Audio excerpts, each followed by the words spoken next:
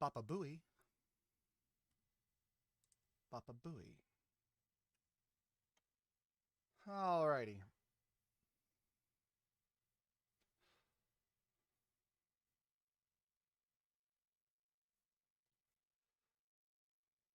So picking up where we left off.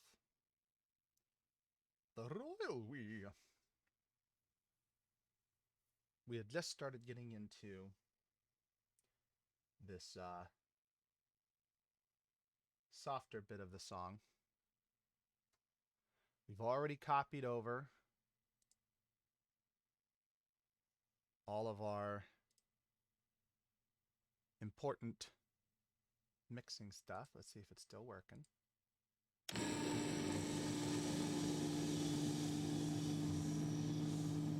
Oh.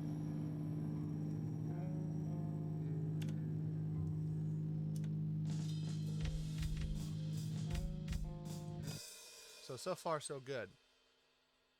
So good.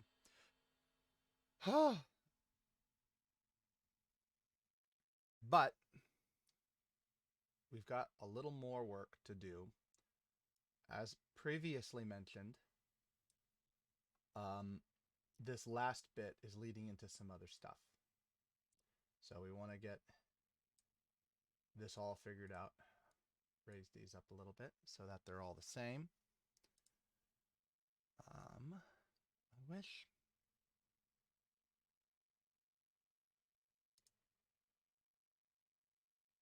Yeah.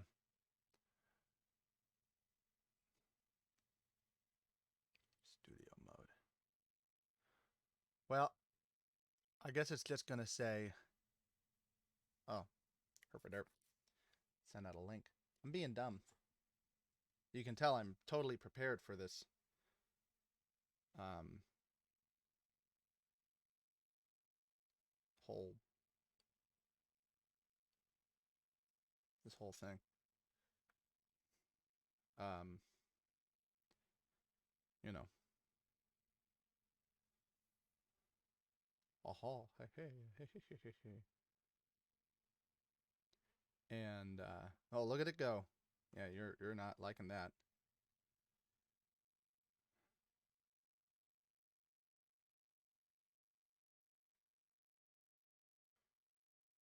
How do we do this?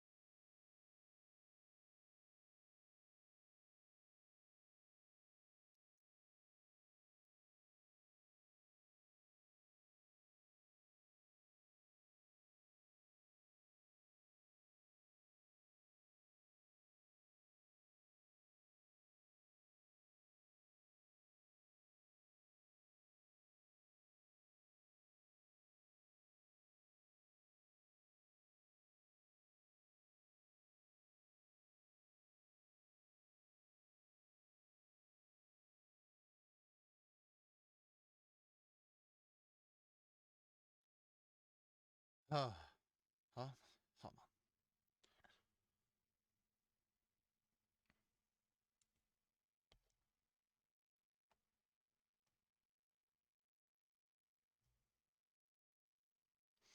All right. Lose the camera a little bit there. Ah, welcome, welcome.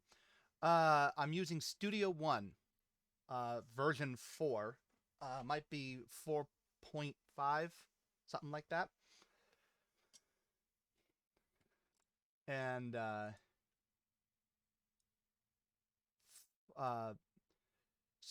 Studio One, as with many DAWs, has its strengths and weaknesses. But I would say the thing that it does the best, at least in my, well, not the best, like better than anybody else, but in my opinion, the thing it does for itself the best is recording tracks. I used FL Studio or Fruity Loops for a number, just a weird number of years, all things considered.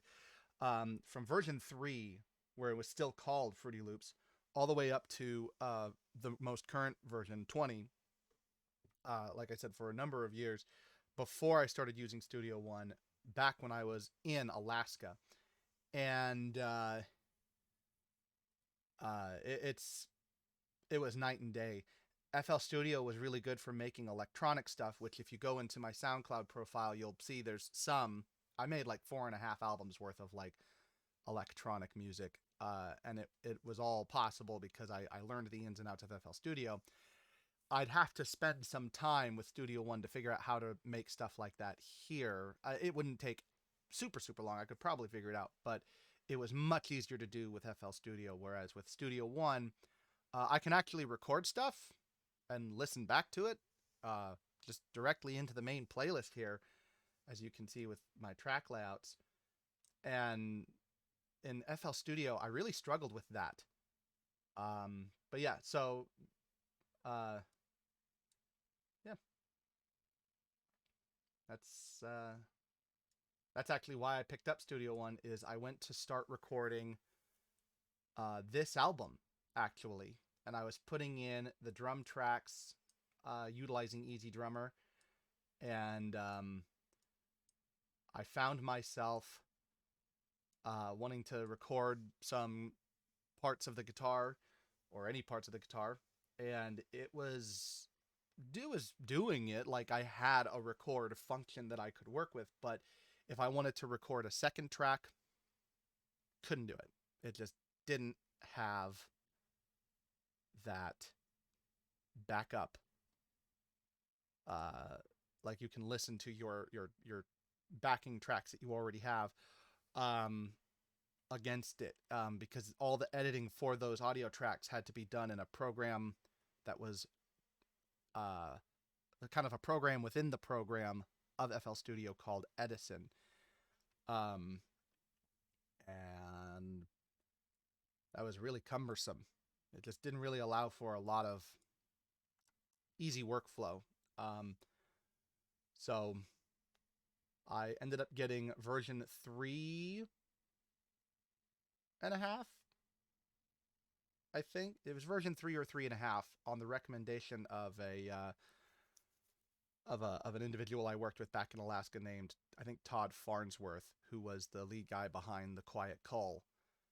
And he told me that he really liked Studio One, and was actually recording the band that I was in at the time. I was in a band called Transitions, and we were recording our EP with him. He was actually helping us record and get it all put together and mixed and everything. So that was kind of the inspiration for why I started using Studio One. That, and after I picked it up, like it only took 5-10 minutes to figure out the basic interface and how to do everything, and really just learn how to navigate everything. And some of the hotkeys took a lot longer to figure out. Like it was only earlier this year that I figured out that I could pull uh, myself up some of these other little sections just by hitting my F function keys. Like I didn't realize I could do that with this until about a month ago. So there's always something you'll learn. And DAWs are always kind of an interesting breed because all these same functionalities can and usually do exist in other programs like Ableton or Logic, and they're just different keystrokes, obviously. But it's astounding to think like how much different they can be. In Pro Tools, you would have hit a completely different button as your quick hit for recording. I believe, if I recall correctly, it was the numpad key 3. Here it's the multiply, the little star or the asterisk up on just up to the upper right of the north pad of the numpad. I mean, the upper right of the north pad. So, where we left off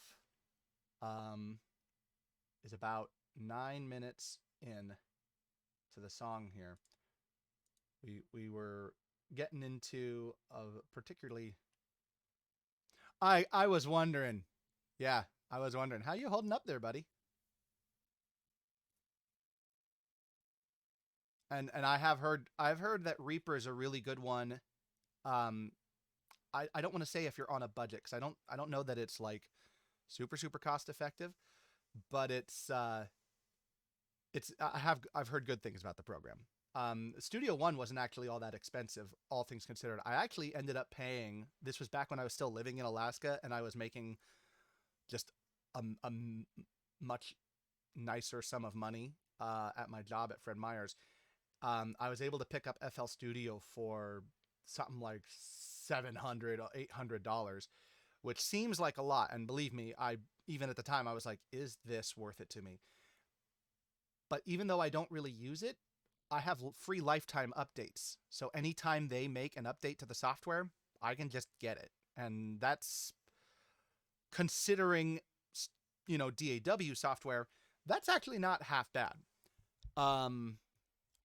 So I've maintained that, even if only to a certain degree. Studio One was like $350, I want to say, to get it initially, but you can upgrade for about 100 something, just depending on which upgrade you're doing from where. And I got like I said, I started with Studio One 3.5 or whatever it was, and I upgraded to the Pro version just a couple years back, shortly after moving here to Boise, and it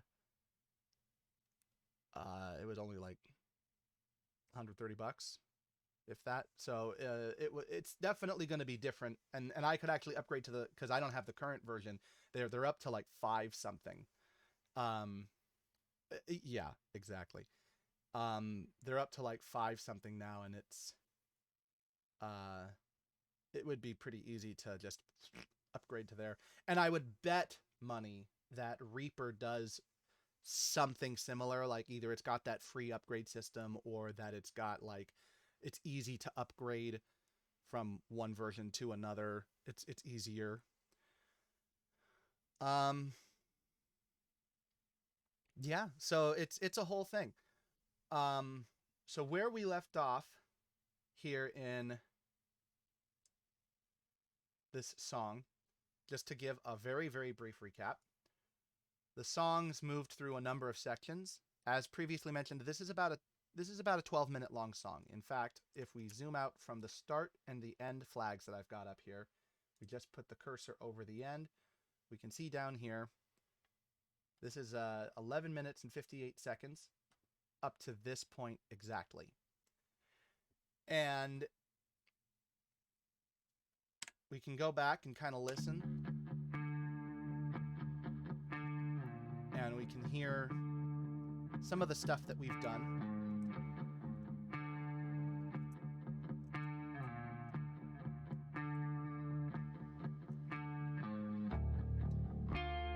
Right now, the bass has a little bit more punch. We can actually lower the lead guitar a little bit more, I think, just because it's as loud as it is.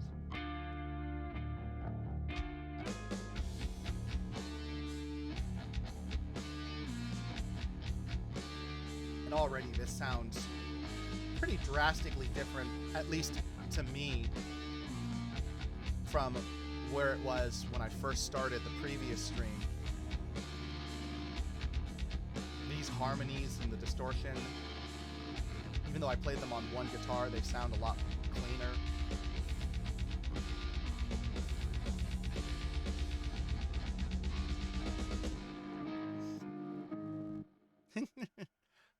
Perfect. Long songs rule. I agree. Long songs do rule. Convince everybody else of that, but what can you do?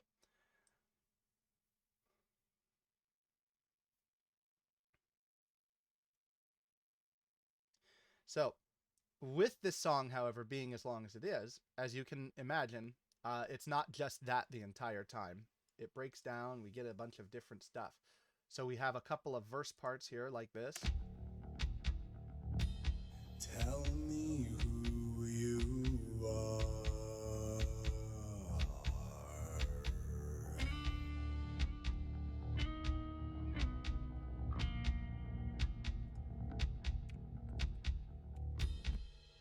Where we've got some long, drawn-out, empty spaces. A lot of this was done with the intention of giving our two main protagonist characters of the story a little bit of extra... What's the word I'm looking for? A little bit of an extra introduction. Most of their characteristics have mainly been introduced, but now we're getting into the meat of why they're kind of going back and forth about this. At this point, this is the first time that our main protagonist character is taking the guide character, the other protagonist character. He's taking what he's saying and basically throwing it back at him and saying, I don't believe any of this. What are you talking about? Which forwards us into a retread of the intro part here with some octave guitar here, which gives us kind of a wraparound back into the next section where the protagonist character, who, as mentioned in the previous stream, which Tyler, you were not here for, but I will explain again, is represented by constant harmonies. So it always sounds like there's multiple voices speaking at any given time whenever this particular character speaks. Our main character does not have this same level of does not have the same specific representation. He's actually able to do basically whatever he wants. So you'll hear him singing parts that have harmonies, which in hindsight is a little bit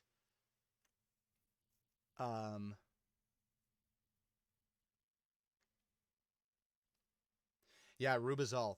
If you guys want to check out some Alaskan black metal, that's, as I understand it, actually kind of experimental and kind of out there. Rubizol. And by all means, feel free to... Yes. Yes. That is very true. This album is that same basic setup for this album that I was working on back in Alaska. It's been in the works technically for about 7 years. I started writing it while I was actually still with Thunderfish, and I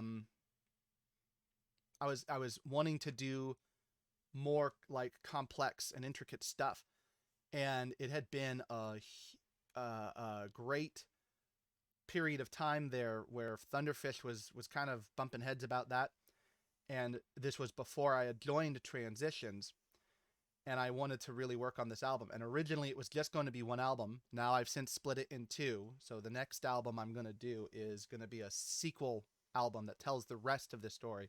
This first part of the story, if you can think of it, is kind of follows a similar storyline as like Charles Dickens' Christmas Carol, or any other number of stories that have taken taken influence from that story, like It's a Wonderful Life, Click, really any kind of those sorts of like redemption stories where a figure of questionable background takes the main character through his past in order to kind of learn how to quote unquote redeem himself. In this case, it's to figure out why he is in the afterlife when he's really not supposed to be yet. And the idea is that he's being shown, as is literally mentioned in a song on the album, uh, a view from the afterlife. He's being shown his life through outside perspective, from an outside perspective. And all of the characters in this story are represented by a couple of different things. Again, our main protagonist character, whose name is Dariel, which there's some significance to that, but won't be obvious until much later down the line, I think. But Tell me like I said, he can do whatever he wants. Just a little bit. He can do whatever he wants to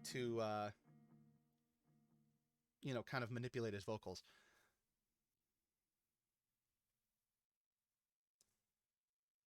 Oh, yes. Well, and part of the reason actually that I'm making the serious headway I'm making now is because when I hit the that point where I was recording with FL Studio and it's just didn't work, I hit a fucking wall.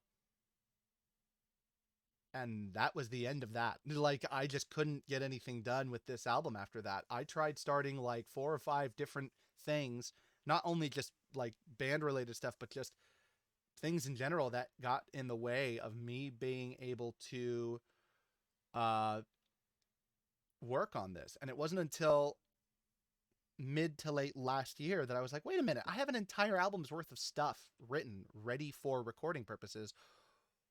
Why the hell am I not just using that? And here we are. This is the last song on the album. So as I was saying, the characters are represented by a couple different things. Our guide character, or Zabel, as I call him, who again he'll have a pretty significant role throughout some of this, throughout most of this, is explicitly represented by harmony and layered vocals. He's actually the first voices that you hear on the entirety that, well, they, I guess, more accurately, are the first voices we hear on the album after the end of the first track, which is almost entirely instrumental. Zabel comes in and says something, and that leads into what will be the first track of the album. I brought you here for a purpose. And this carries over into everything this character does.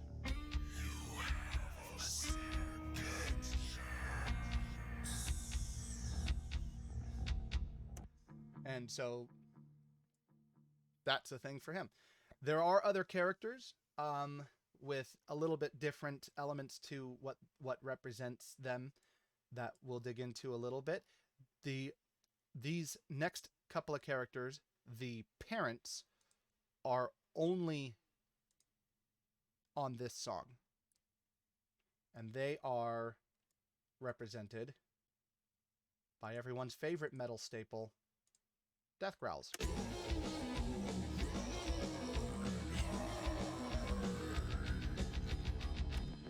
Because of course they are. And a lot of that has to do more with like what these characters are meant to represent for our lead character. He views Zabel, not to get too pretentious, but he basically, it's all based on how he's kind of seeing the stuff and viewing the stuff. And Zabel, of course, is much more ethereal to him. It doesn't seem like something that he can recognize as human or animal or anything that he understands. So Zabel is represented by a constant state of just like everything's kind of a little bit off. And the number of voices that you hear throughout the album kind of changes depending on what Zabel's doing. But our main character can also do harmony parts. And he can sing loud, soft. He can do some death growly stuff. He can scream. He can cry, whatever you want him, whatever I want him to do. Which leads into stuff like. So we had, yes, it's true. I kept him safe away from you. There's not needs a place to stay from hurting him. So, this is about where we left off at the end of the first stream, is going through all of this stuff. And the bulk of the mix is actually pretty well underway at this point. There is still plenty to do that's a little bit more intricate, and this is the stuff that can take the longest in a mix, especially one with a song like this, where, thank you, where there's just so much moving sections. As previously mentioned, we've got a lot of different time signature switch ups from what the song initially starts out at, as you know, about 4.5 minutes in, we start getting this little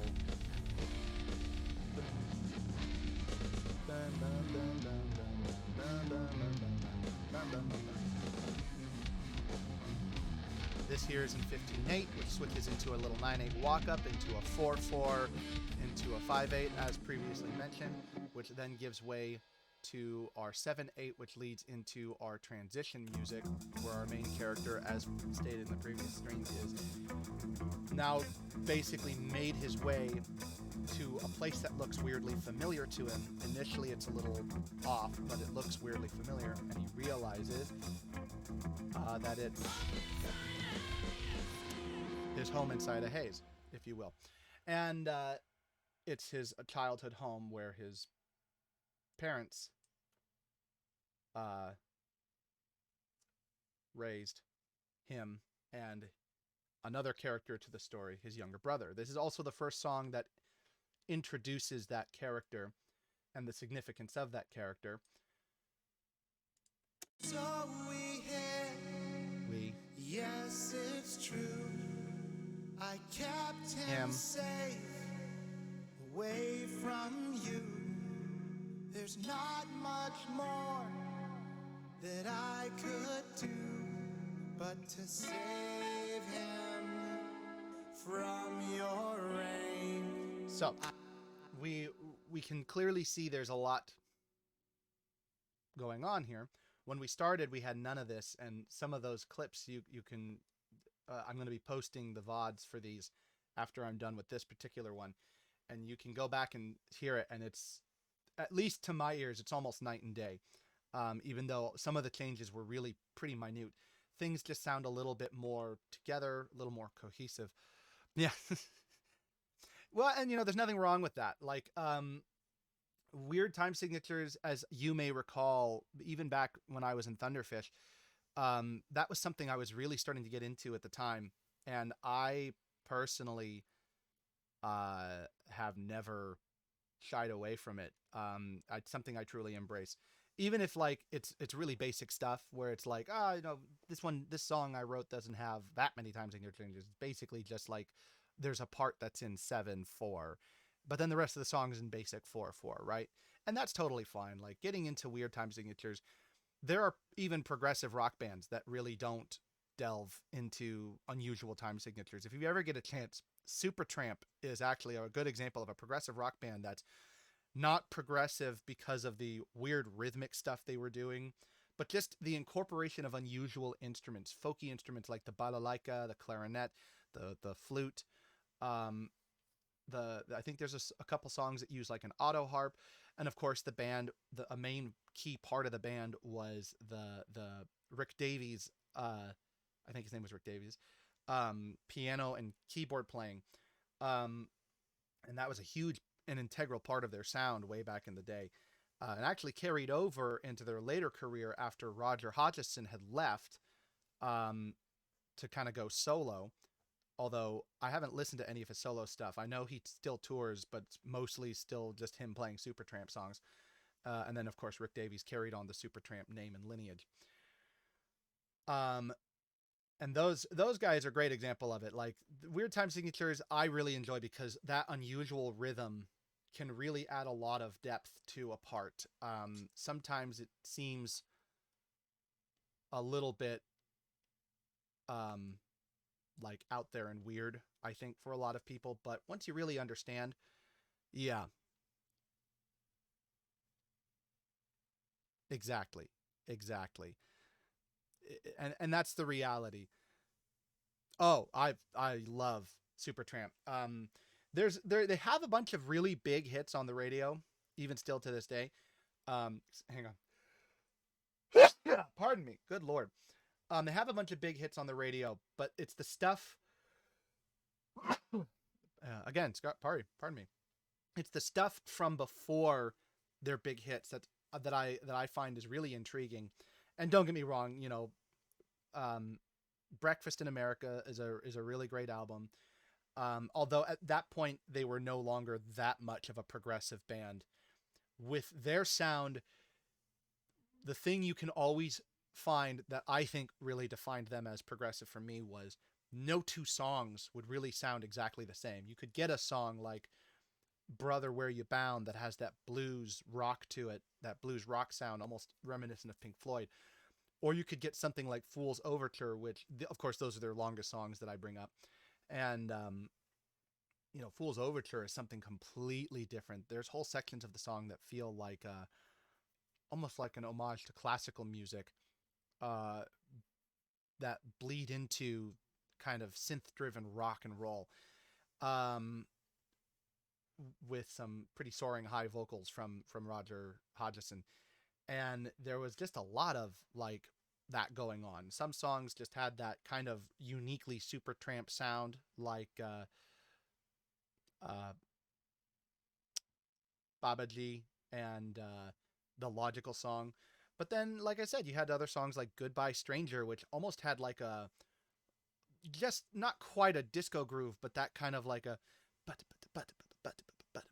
goodbye stranger, it's been nice. Anyways, don't want to get myself in trouble here with the Twitch gods. So but yeah, I agree, they're definitely a very underrated band, and one that I would highly recommend anyone check out if they're into like old school progressive rock, because some of the stuff they put out is really truly phenomenal stuff. It's also really strange to hear some of the stuff that they're really well known for, those albums like Crime of the Century and Breakfast in America and even In the Quietest Moments, and then go back and listen to the stuff they put out before that, where it's like, oh, this sounds a lot more like what I would expect from a progressive rock band, but it's still like just kind of their own thing. Uh, it's pretty interesting. It's definitely not as bizarre as say like Genesis with Peter Gabriel or early Rush, when they were still doing progressive rock stuff, where you could get songs like 2112 or, in the case of Genesis, Supper's Ready, those 20+ minute long epics, which that's a thing I will do eventually. I haven't come up with any yet, but, well, I shouldn't say any, but I haven't come up with one quite yet. But that is definitely a thing I intend on doing at some point in my life, is coming up with not one, but several songs that are just like, no one's ever going to sit down and listen to this. It's half an hour long, something like that, anyways. Um, but nonetheless, here we are. Um, so with this song, with all these moving parts, it was important to me to kind of keep a good head about like what these parts were representing within the confines of the song. In the case of this particular song, everything represents what the character remembers and is seeing of his early childhood and his abusive upbringing with through his parents. So it ends almost on a pretty lackluster note, where you get this big like death metal part here that jumps between 5/4 and 4/4, and it ends here, but it doesn't really end. There's not a break in between. If you go back, and I'll play it again because I was talking over it like a streamer, the bass part kicks in immediately, where the cymbals and the vocals all come to a full head, and it's playing something drastically different.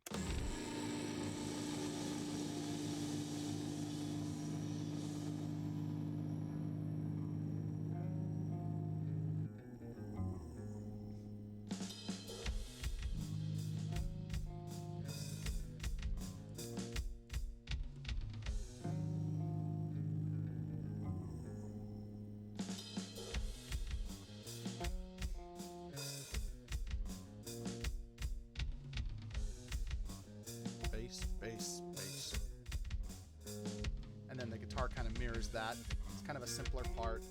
And the idea, of course, is that it's going to lend itself to the lead-in. Here we go. And earlier I was joking around that I lifted this straight from Opeth, which I did. This whole section is heavily Opeth inspired. I don't know that it's specific to any Opeth song. Like, you could probably listen to their discography and not find this exact piece of music. At least, I hope so, because that was not my intention. But it sounds very Opethian. At least to me, it sounds like something you would hear on one of their albums. And it's that sort of sound that I really wanted to tackle leading into this more somber, sadder part. So we hear, yes, it's true. I kept him safe away from you. And we get some softer, kind of sadder vocals, not as all over the place. And that's where we, as I said, left off in the previous stream. We got to this point where the drums were about to kick back in, and the bass was about to come in and join the party. This was kind of my idea of giving the character a semblance of hope. Like, there's more. This isn't it. There is life after this point, even though it may not seem like it. But of course, my inherent pessimism and cynicism and misanthropy all sort of shine through as we realize, like, yeah, there is life after this. It doesn't necessarily mean it's a good thing. So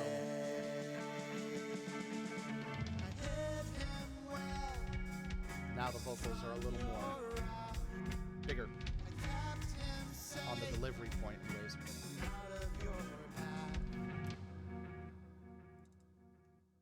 And that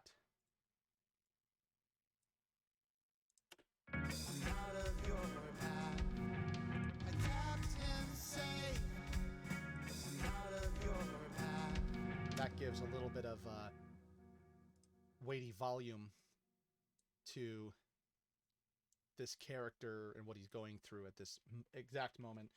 And I wanted to leave it a little bit ambiguous as to whether or not this is the character kind of seeing himself and hearing himself say this, or if he's saying it as a means of explaining what it is he's seeing and why we're seeing it, so to speak. And I just liked the ambiguousness of all that. Just kind of lent itself to the unfortunate nature of the piece we're currently listening to. Could be him just reminiscing, not necessarily in a good way, but just like remembering it and being like, oh yeah, that is why I did all this. Oh man, what the hell was I thinking? You know?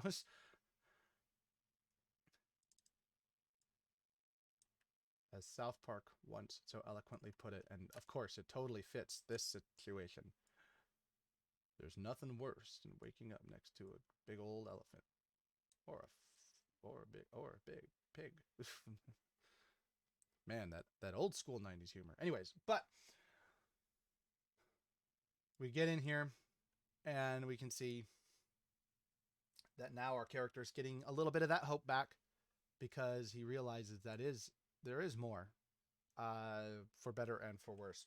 So again, like I said, I added a little more pep by saying it with a little bit more pep in my approach, with the idea that the character is strengthening his resolve to protect his younger brother against his parents and everything that they're doing.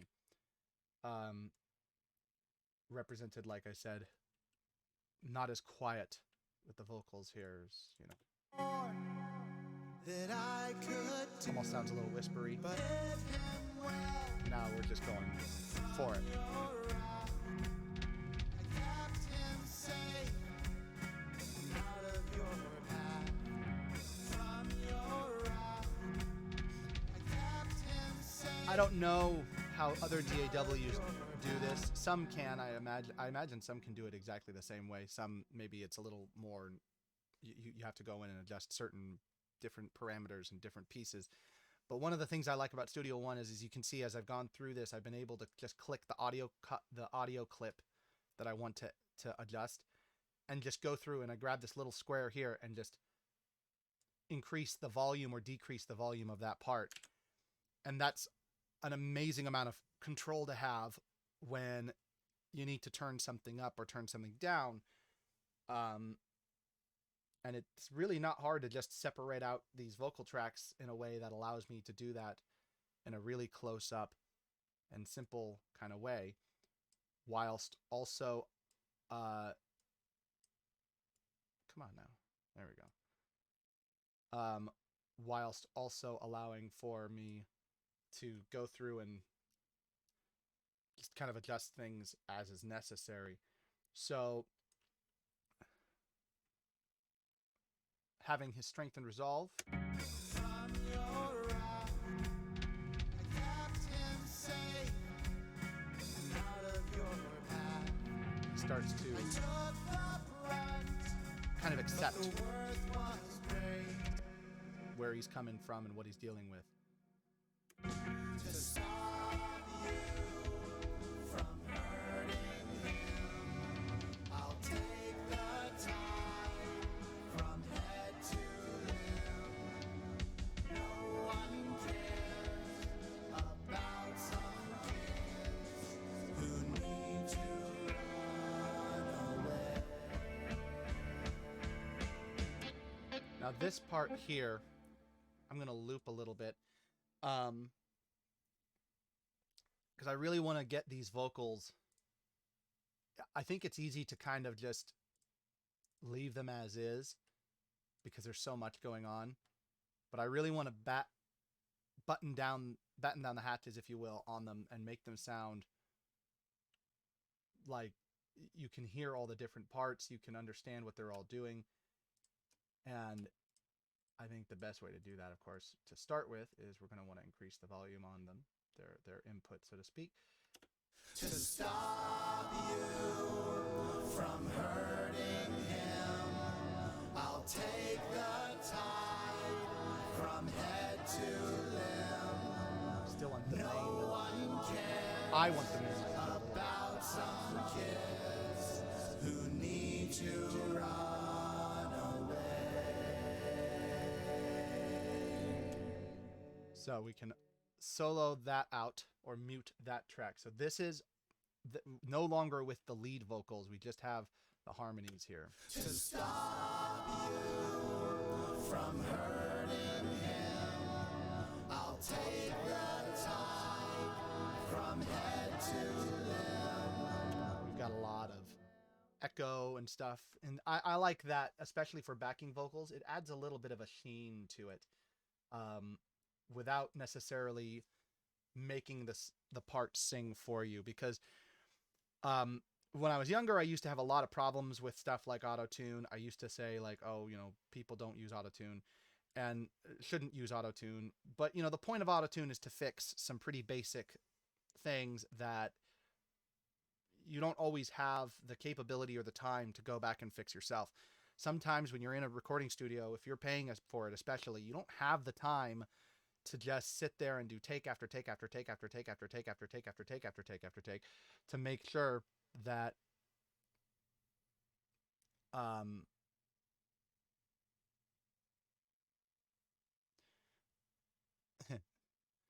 well, thank you, Tyler Platt, for swinging around, or AK Drummer 78.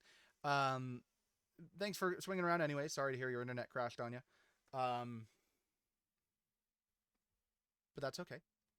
So, for those of you watching at home, playing the home game, as it were, um, having all these different vocal layers um, is great and all, but oh, sorry, sorry, auto tune. Like I mentioned in the previous stream with Jeremy from Stone Prophet, which by the way, you guys should check out Stone Prophet if you ever get a chance. They're a great local band here in Idaho. They're actually signed and trying to become bigger, and they're making some really great strides. Very unique for what kind of music they do. They're really cool. I really like them. Definitely a big recommend on my part. Stone Prophet, check them out on Facebook. Might be under Stone Prophet Band, but nonetheless, you should be able to find them.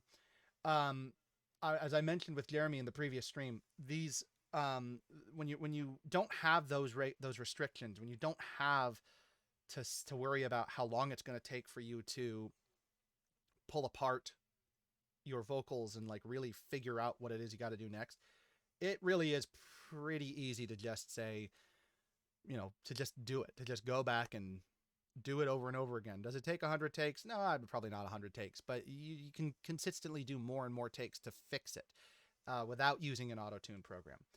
If you use an auto-tune program, that's fine. There's nothing wrong with that. Sometimes it's good to just uh, go through and fix that. And having that capability, what's up, buddy? How you doing? Um, Having that capability allows you to basically go through and yeah, it did. And in this particular case, I'm gonna have to kind of let it do its thing. Um, Normally I wouldn't care, obviously, but come on now.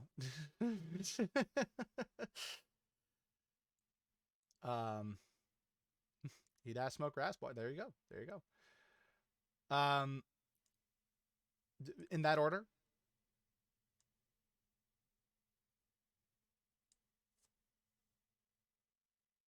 In that order, because what if I want to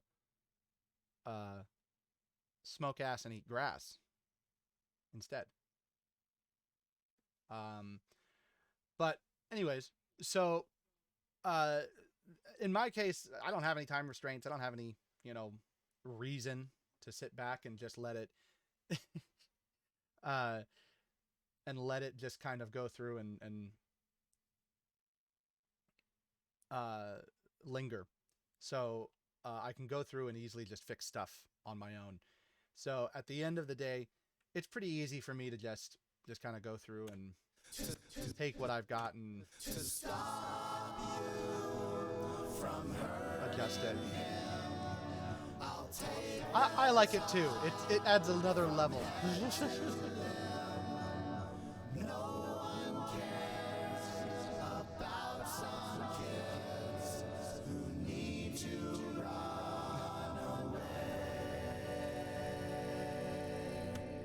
So I think some of this is probably fine where it is. Let's try removing like half of these and see where these last four are sitting. To stop you from hurting him, I'll take the time from head to limb. No one cares. So like I said before, yeah, like I said before, it runs in this. It runs into a problem. OBS doesn't like. I don't know if it's all DAWs or just Studio One, but OBS doesn't like Studio One because it's trying to read more than two outputs. It and just doesn't like that. So there were two fixes. One was interface into an interface, which is just dumb. Like I can't even begin to explain how stupid that is. You should never have to run two interfaces just to hear what you need to hear. Having multiple interfaces in like a professional studio setting, not necessarily all that out there. You're going to be recording so many different tracks. Having multiple interfaces, sometimes it's just a really nice thing. And if you're anything like the recording studio that I interned at in high school, you probably have more than one studio setup within the full building that your studio is housed in for various purposes. You know, maybe you've got like a vocal booth that's just a vocal studio, um, or a full band studio that's like designed for a lot more to go on. And having different interfaces for each of those is not necessarily a bad thing because you can interface all that and patch it all together so you can have multiple things recording at once. And it can be really handy. But with my setup, I mean, I'm just sitting here at my computer desk in my dank ass room, just fucking, you know, I don't need interface into interface, just doing all this stuff. So it's much easier for me at least to just use the other solution, which really should have been solution damp ass room. Oh yeah, could be. You'll never know. What you can't tell is I'm secretly drowning. That's what you don't know. Um, but uh, the other solution that I figured out that actually I figured out earlier. Well, now not today, but yesterday when I before I actually started streaming, like early on in the morning, is I found this program called Voice Meter Banana and Voice Meter Virtual Cable, and basically what it does. What's up, guys? Coming at you live from the bottom of the Atlantic. um, hey guys, this is critical. um, and the lawsuit begins. Anyways, no, I actually don't know. I have a hard time believing that critical of anybody on this platform, on Twitch or YouTube or anything, would be like, hey, that guy's making fun of my voice. Fuck that guy. Oh, shitty titties. You know.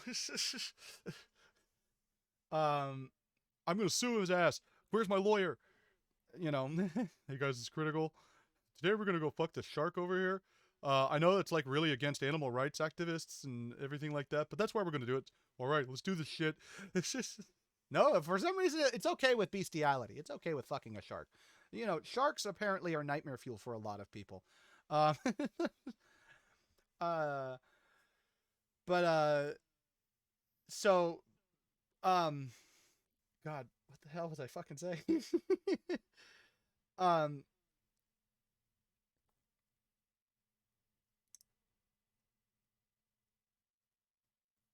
oh, that there you go. Hi everyone, this is critical. That's kind of funny. You know, friendships bloom out of all the weirdest places. When I first met you, as you might recall, there, Tony, you and I didn't know each other obviously, but you know, you sucked my dick, and that was a great, an amazing situation for myself and everyone involved, really. Um, and yeah, lots of anal sex, and it was great fun. Uh, yeah, well, of course. Well, that one's not derogatory. That's the trick, right? Like, if it's derogatory, that's where it becomes a problem. Anyways, so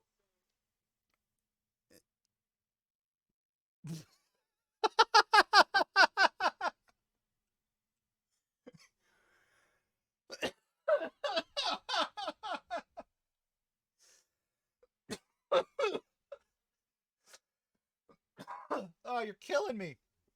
Oh, holy crap. Uh, I don't think it's that you can't call me gay. I think it's more just how you go about calling me gay. If Twitch realizes you're doing it in a mean way, even if you're just joking, it's gonna tell you no. Um, oh man, I love it. It's good fun. So, getting back to the matter at hand, uh, going through harmony parts like this is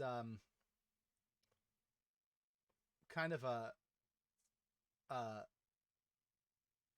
fun thing for me because you can dig into all these different harmony parts to stop you and from really accentuate them.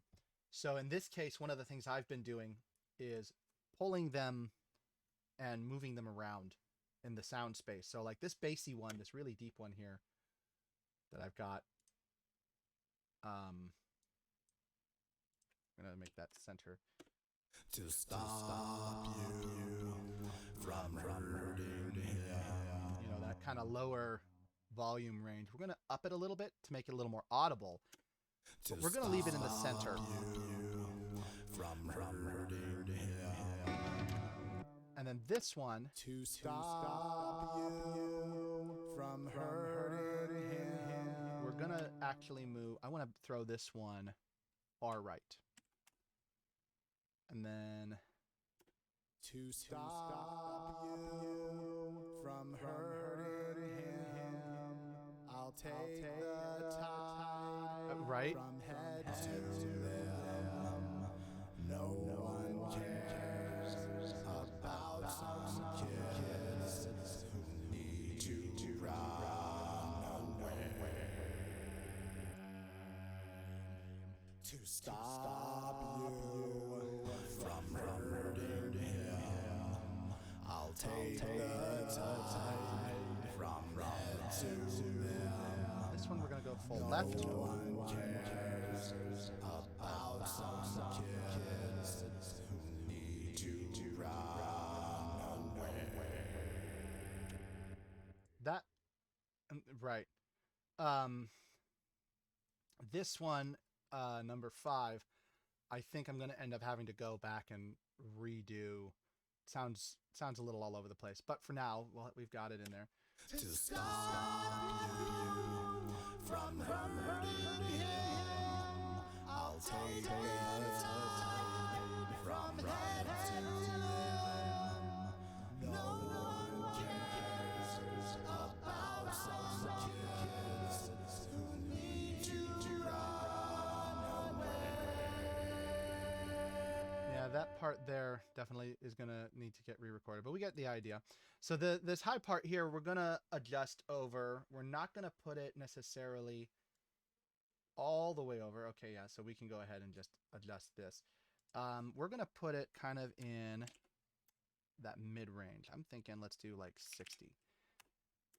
To stop you from hurting him, I'll take the tide from head to limb. Yep.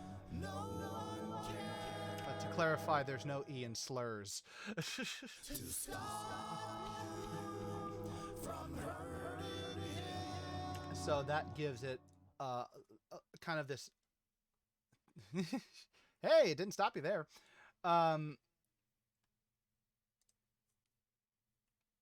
It'll give it a little bit more depth. Well, it's not that you're calling me gay. It's how you go about calling me gay. See, that's the difference. There's a multitude of different ways you can call someone gay, and you can just, oh, you're gay. Or you can be, oh, you're gay, you know. And that drastically changes everything. Like, you have to understand these things.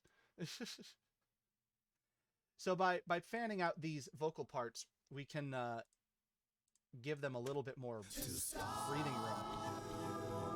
From hurting him, I'll take the tide from head to limb. No one cares about some kids who need to run away. To stop you from hurting Ooh, my favorite. I'll take the tide from head to limb. No one cares about some kids who need to run away.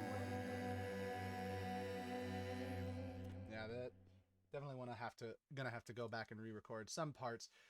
We found one earlier that was just kind of like, whoa, how did I miss that? Yay for automation time. So now we've got all these kind of lined up the way we want for this bigger vocal part, and that's gonna create a nice run and layer of, like, where it sounds like we've got a nice little choir of people. I might actually even reduce it just a hair, like make this one 80 and this one 80, so they're not full on to the right. Reduce these down 55. 55. To stop you from hurting him, I'll take the tide from head to limb. No one cares about some kids who need to run away. And the benefit of all of this is now these vocal parts just sound a little nicer. They've got a little more space to work with. They sound a little bigger, a little more fun. Maybe not fun, but they just sound a little bit nicer. So one thing I definitely do want to do that we've got going on here, I want to drench these other vocals just a little bit more in some reverb because they're not going to pop up again. To stop you from hurting. Exactly. I want to get them soaking wet. I'll take the tide from head to them. Yeah. No one cares about some kids who need What to the hell? run away. About some kids. Some kids. Have to fix that. Goodness. About some kids who need to run away. To stop you from hurting. We can just go through and paste the changes we made. Copy and paste it. It's real simple. No one cares about some kids who need to run away. To stop you from hurting him, Actually, let's not do I'll that. take the tide Accidentally from head to limb. No one cares about some kids who need to run away.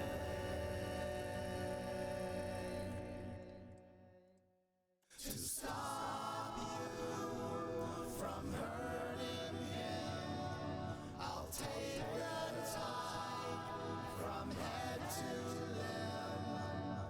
No one cares about some kids who need to run away. Hey, Tony, actually, just happened to think about this. How do you change the name of the stream? Because as of right now, I think it's just coming up as test stream still. I don't know how to fix that. A buddy of mine pointed it out in the last stream, and I really don't know what I'm doing with that. The name of the stream, when I look at it on Twitch, or when people have looked at it, when others have looked at it on Twitch, they were telling me it just comes up as test stream, and I don't know how to change that name so it doesn't just say we're in a test stream, because this isn't me testing things. Well, it kind of is, but it's not like me literally test. Oh, you can? Is that a legit, like, yes, you can, or am I about to get pranked? Just like start doxing me, like send like 1 million people after me, like, ah! Let's see here. Mod. Brief insanity. And how do I take that away? You're gonna get fucked, boy. all of a sudden, these big guys break into my room and called the police. Yep, here they come, the FBI breaking into my house.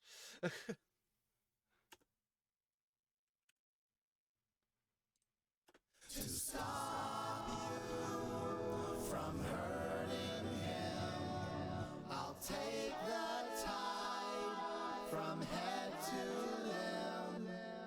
No one cares about some kids who need to run away.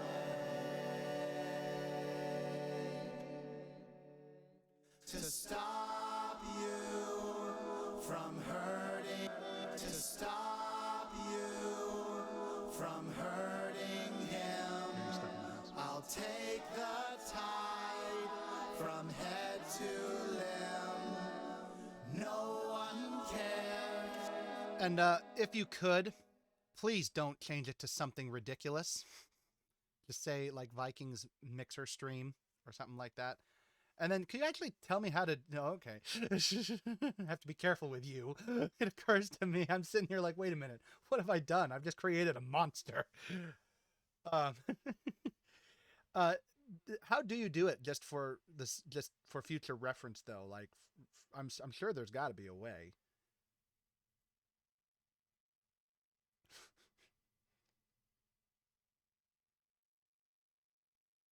I don't know.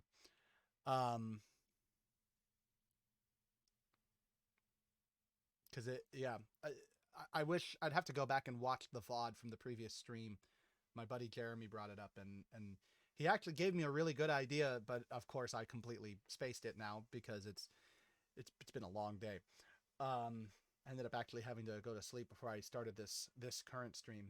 Because yeah, I hadn't slept, and I was like starting to pass out. To stop you So, from as we go through the mix, this opens up I'll a lot of take the tide. room for... Okay, it did. Did the mod go through? Yeah, I told it to. Maybe it might have taken a little while or something. Seemed like I was having some latency, some delay on my end from where everyone else was. Maybe I'm wrong. Trying to remember how to do it. Hold on. Well, anyways, while you're figuring that out, I want to go through and get this all figured out. So, with all these different vocal parts, it's pretty easy to get inundated. Some of these share tracks with other parts throughout the song, so we don't necessarily want to change those so consistently that we can't undo what we're doing. So automation is your friend. Right around here, I'm going to have these vocal parts, these top couple, alternate as well into being a little off of center. So originally they're just centered because we've got other stuff going on. I'm going to move this one over to the right about 35. We'll do 30. Kind of in line with what we are doing before. And we'll do the same with this one, only instead of going to the right, we're going to do it to the left. No. That is not the one I wanted. Here we go. Do it from the right over to the left. This should allow us to continually get that, like I said, almost sounds like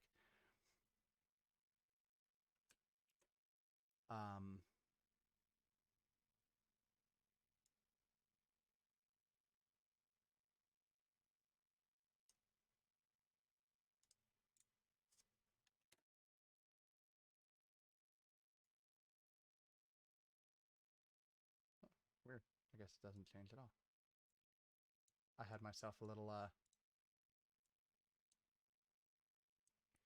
little optical illusion there. It looked like my stuff was changing, but it was not. Good to know that I'm going crazy. And then anyway, so great to stop you from hurting him. I'll take the tide from head to limb. No one cares about some kids who need to run away. and that gives us, like I said, the main guys in the middle, and everything else around him kind of fans out. And that just kind of fills out that space, I think, in a really nice way. To stop you from hurting him, I'll take the tide from head to limb. Probably No reduce. one cares about some kids who need to run Ah. To stop you. So we'll reduce this down to 15. Good to know. Um, in editor to change title as well as mod. Um, how do you be an editor in this case?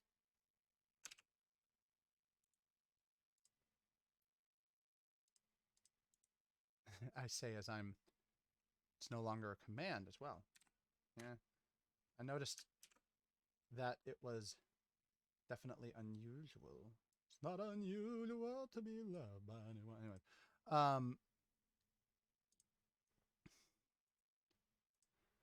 yeah, I have. There's definitely a bunch of these Twitch functions that I don't know, like what I'm doing as far as how it all lays out.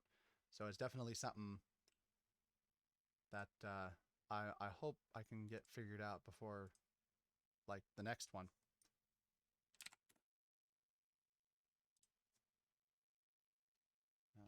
We'll drop that down to 28.5. We don't need quite that much.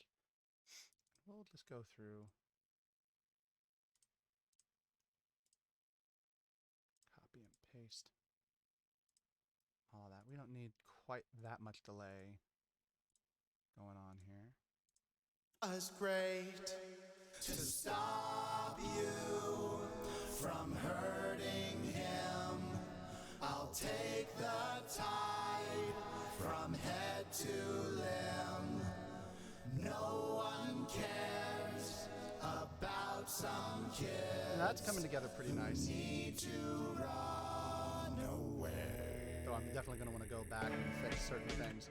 And at this point, we can start to listen to how it all sounds in conjunction with the rest of the music. To stop you from hurting him, I'll take the tide from head to limb. No one cares about some kids who need to run away.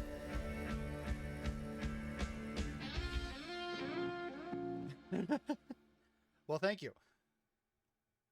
I didn't think you'd have to go quite that far. I thought you already had OBS. Well, you have Streamlabs OBS, I guess. Yeah, I didn't realize it's that different.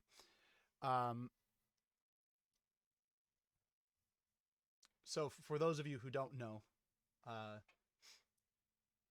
I've never streamed before. Can you tell? Haha. Anyways, so for those of you who don't know, when you go to make a mix, it kind of is imperative that all of the parts you have in your mix be audible, and that's kind of the point of the mix. You're adjusting volumes, you're adjusting levels, you're redistributing like where they sit in the space you've got, as mentioned before. And the idea is you want everything to be audible. I know everything. You want everything to be audible, so that when don't you lie to me. You want everything to be audible so that when you're listening back to what your audience is going to hear, they're going to be able to tell that, you know, you can hear all these different vocal tracks. And maybe they won't be able to hear them and go, oh, that one sounds off. Oh, that one sounds off. That's not right, you know. But nonetheless, they're going to be able to go through and hear that there's all these different parts. And if they're really, really capable, they're really listening, they might even be able to tell you how many are there. But it's when you get to be this many, it gets to be a little bit ridiculous. It's kind of a big thing to ask of somebody. So after this, we head back into the end of we head back into this lead part, or the end of the song. And that gives us this little lead up note on the lead guitar here. We're going to unloop this like you just saw. And the loop there is great for when you're trying to focus on a particular part, but you can have some really interesting things where like a part will start up because of, you know, like maybe it was designed to do that. And when you see that, it's just kind of this like almost kind of silly sounding like, and then the whole thing repeats. Like you can hear it now if I just... And now that just echoes out throughout the whole thing. You won't hear that if you do it on like your music player because you'll have a more defined thing going on. But I think it's kind of funny to hear in the studio mixer. But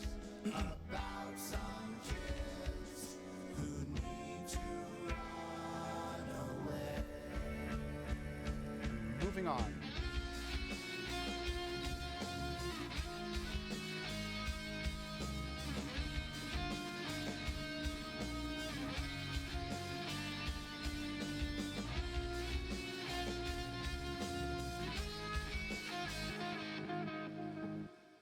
Tab stream information.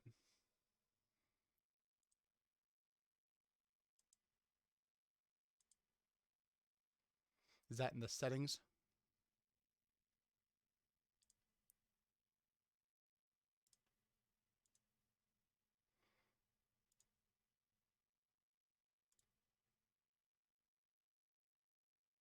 No.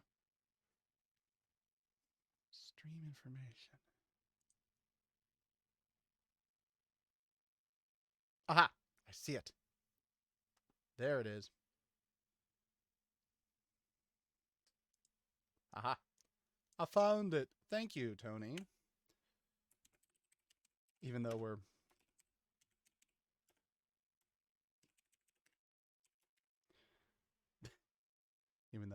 right here. Viking went live.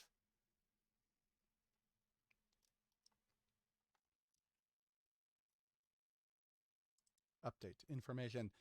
Congratulations. We figured it out, boys. We done did it.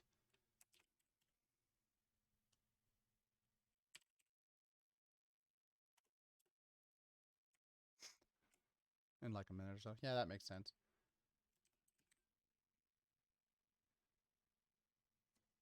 We have landed on Mars. Oh, wait.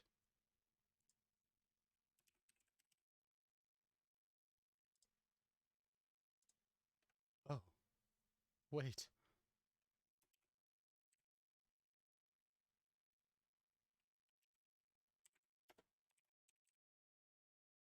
Oh! Oh!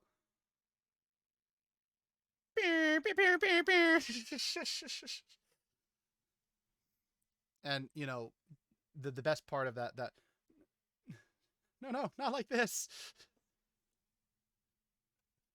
Not like this.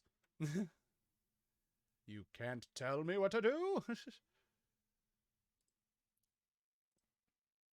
No. I done screwed up. I done screwed up, boys.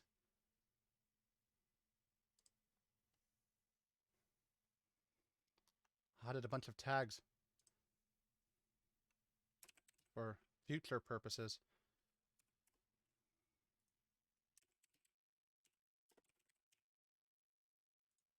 But I didn't actually update to include the tags. What have I done?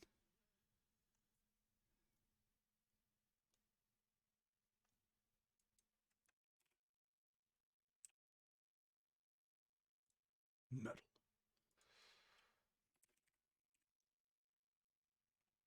Yeah, not really.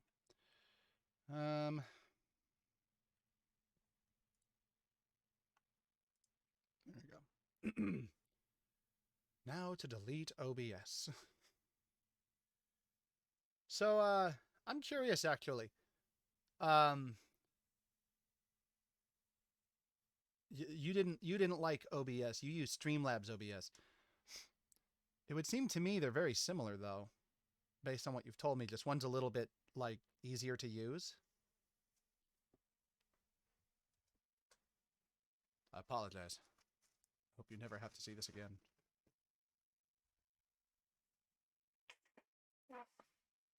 Oh, it's everywhere.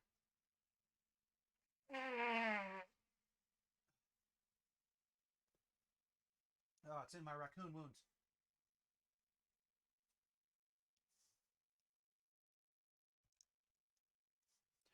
Yeah, but I prefer Streamlabs OBS. Fair enough.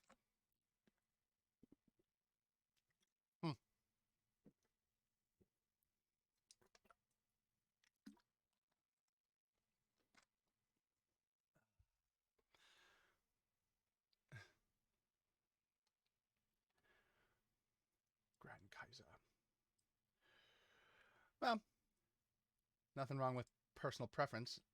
Of course, you're wrong because your personal preference doesn't line up with my personal preference. And as we know, that's how that works. You're not allowed to think differently from me. So how dare you? Get out of my stream. Um, no, you.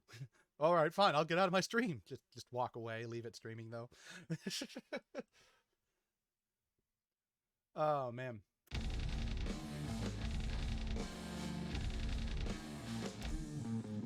We're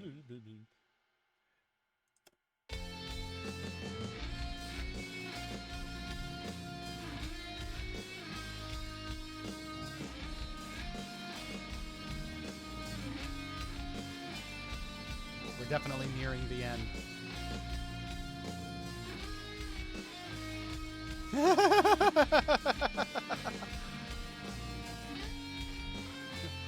Oops, typo.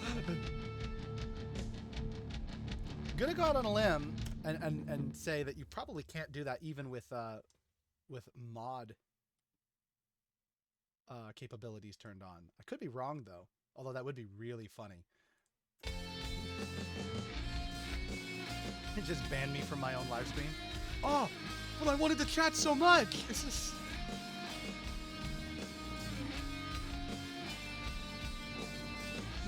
Yeah, I figure, like, how silly would that be? But that would be pretty funny.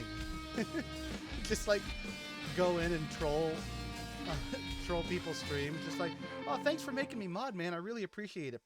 This is... Yeah, the bite...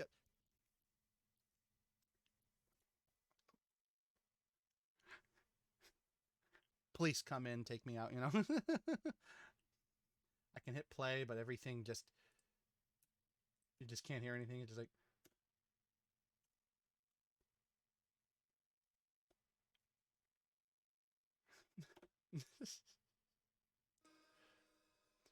Yeah, I can't just sitting there furiously tapping away, can't do anything. So as we dig deeper, this all comes to a head.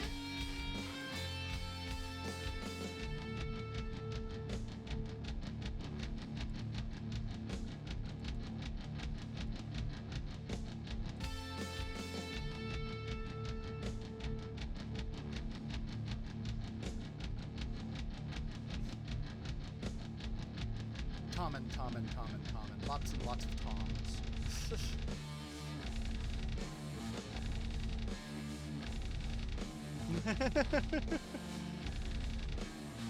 Well, it looks like I've got at least one other one who's just not super active in the chat, which is fine. I don't know. I took your advice. I don't know who all's actually in here. I have no idea. Just for shits and giggles, I'm curious. Wow. I have way more than I expected. Well, welcome everybody. Holy shit. That's fair. You know, nothing wrong with that. I'll just mod every. It's like we've got 100 people watching. All of them are mods. Oh well, I'm going to ban you. Well, I'm going to ban you. Now, nobody can ban anybody here. I get banned. That is not true. Well, maybe true. I actually don't know how that works. It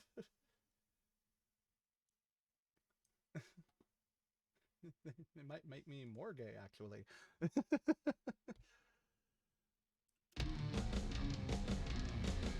Yay, time signature changed to 6-4 for no other reason than because we can. Actually, no. I did that specifically because this little part I wanted to... Yeah, I don't either. I have no idea. But this little flourish here kind of, I felt, gave me something nice to end on. And then this little bit here was a little thematic playing on my part. You guys haven't heard this part yet, but this is actually another song that's going to come up later. In fact, it's one of the last tracks on the album. But we are going to center this just to give it a little more depth. Yeah, there we go. So in hindsight, with all of the stuff that I've gone through throughout these last couple of streams and everything that I'm looking at here, there's definitely a lot of what I would say is smaller things that I've somewhat glossed over. The last time I did one of these, not a stream, mind you, but the last time I did one of my songs and I was mixing through it like this, I had started at about 10 o'clock in the evening, in the evening, and I ran literally the full shift of my job. My job starts at 10, ends at 6 in the morning, typically, assuming no overtime. And then everything lit on fire. Exactly. That's exactly what happened. As you can see, we rebuilt really, really well. Um, I was even able to salvage all of like my movies and my video games. You can see some of them over here. You know, you can see I've got my guitars and my clothes. You can see some more guitars, the Viking helmet and everything. Uh, we were able to recreate everything after the fire. Hell, what a lot of people don't know is I'm dead right now. What you're watching is a cursed haunted stream. It's really the best way to know that things aren't what they seem. Well, you might think that, but I could pick up one of these guitars. I won't do it just to be safe, of course, you know, because I don't want them to lose, you know, their durability. But they're definitely real. They're totally real. You can tell. I'll swing it over. You can see them again. That's my PRS baby down there. My first PRS. That's totally not a cardboard cutout. Do what you want. No, I don't need to prove myself to you. Come on, I don't need to prove myself to you. Uh, that's a real guitar. You can tell just by looking at it. So you know I don't have to prove anything. It's definitely not cardboard cutout. But this one actually is not a cardboard cutout. Yeah, this is totally real. I can't play it though. I actually don't know how to play any instruments. All the parts you're hearing, I specifically stole from other places actively. I'm still doing it now. What you think you're seeing right now, this isn't even my song. I definitely didn't write this 7 years ago back in Alaska. I never lived in Alaska. Um, I'm not even Boise, Idaho right now. I'm actually in some small island off the coast of Japan. You know, running that joke into the ground. I actually wouldn't mind being in a small island off the coast of Japan, especially if it was just me. In this day and age, it would be kind of nice. But no, all of these things that you learn about when you're getting into mixing, stole them from you. You wish. Um, all of these things that we learn about as we get into mixing, the small parts, the big parts, getting some leads in there. These are all integral to the sound of what eventually will come about when you put out an album or really even just a recorded piece of work in general. If this were a much larger piece with many more instruments, like an orchestral piece, for example, where you've got like several clarinets, several flutes, several maybe like you got some saxophones, a string section with several different either same instruments or just several different instruments in general. Um, the end game goal of any mix is to be able to hear everything that you can. Yeah, right. um, beep, beep, beep, beep, beep, beep, beep, beep, beep. I can't even actually talk to you guys in my voice. I have to use Morse code, which, of course, at least a good portion of you won't understand. You guys just occasionally get a letter in the mail. Am streaming. Stop. Mix good. Stop. Song come well. Stop. You must have had to pay by the letter. That's a Three Amigos. Was it pay by the word or the letter? It's a Three Amigos reference for those of you who are uncultured and don't know your movie's good. Classic comedy from the 70s or 80s. Chevy Chase, Martin Short, and Steve. What's his last name? What's his last name? Steve Martin. There we go. Couldn't think of his last name there for a second. I was about to be my own. You uncultured swine. Don't know Steve Martin? That's fair. A lot of people don't know Steve Martin these days. He kind of stays in the background now. Actually, so do a lot of those guys. Martin Short hasn't done a whole lot in a while. That's gotten him like a huge amount of recognition. But he's still active. Chevy Chase has actually done, I think, even less. I think the last big thing that Chevy Chase was a part of was Community, which is great. But, what can you do?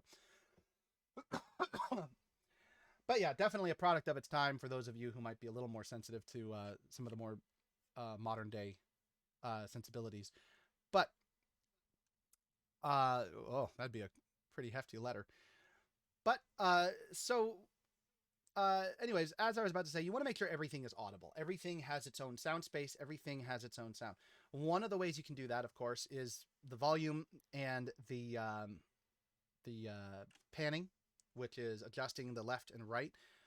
In some cases, it can be more if you're one of those who's got the luxury of mixing or producing in surround sound. I actually have a surround sound speaker setup. You can't really see my speakers because they're kind of all over the place, but with my speaker setup, I technically could mix in surround sound.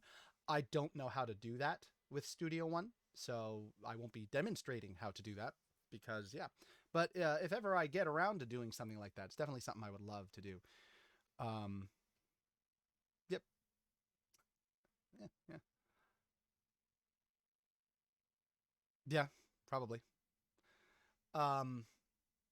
So, with the end game result being ultimately, again, like I said, you want everyone to be able to hear everything, but you also just want certain parts to stand out at certain times, solos, lead parts. You want that all to stand out so that people know what they're expected to focus on, which is why a lot of bands, or really pop music in general, really puts an emphasis on Tell me who vocals. you are.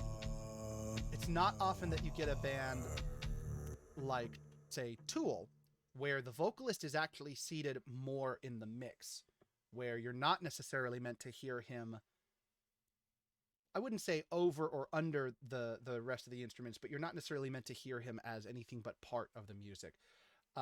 And that's a wholly different situation. You definitely don't want to hear what they're saying anyway, so it's probably for the best that you can't understand them. But that's a lot more of a quality of like mix as well as quality of like recording and quality of music and quality of just everything. It's just where you just play as loud fast as you can and scream really really loud into the microphone, and if people can understand you, well, that's kind of unfortunate. But yeah, in the case of most bands, every artist proved me wrong. I mean, if that's what you think, but the evidence does exist somewhere, I'm sure. Someone better than me could probably find the evidence. I have no idea.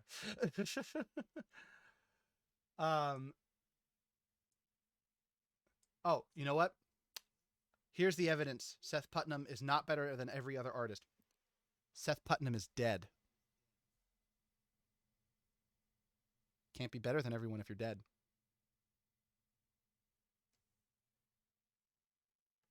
It's true. And, I've personally found that his music has gone way downhill since then, you know, um, since his death.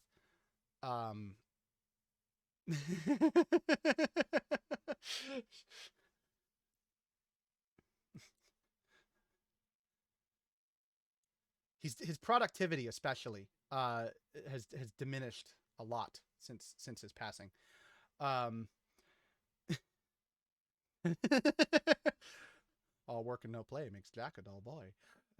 um, but anyways, so a lot of times you want to emphasize things like the vocals. You want to emphasize lead guitar parts. And sometimes you just want everything to be nice and audible. Right now, there's only 3 tracks, so it's real easy to just make them all stand out.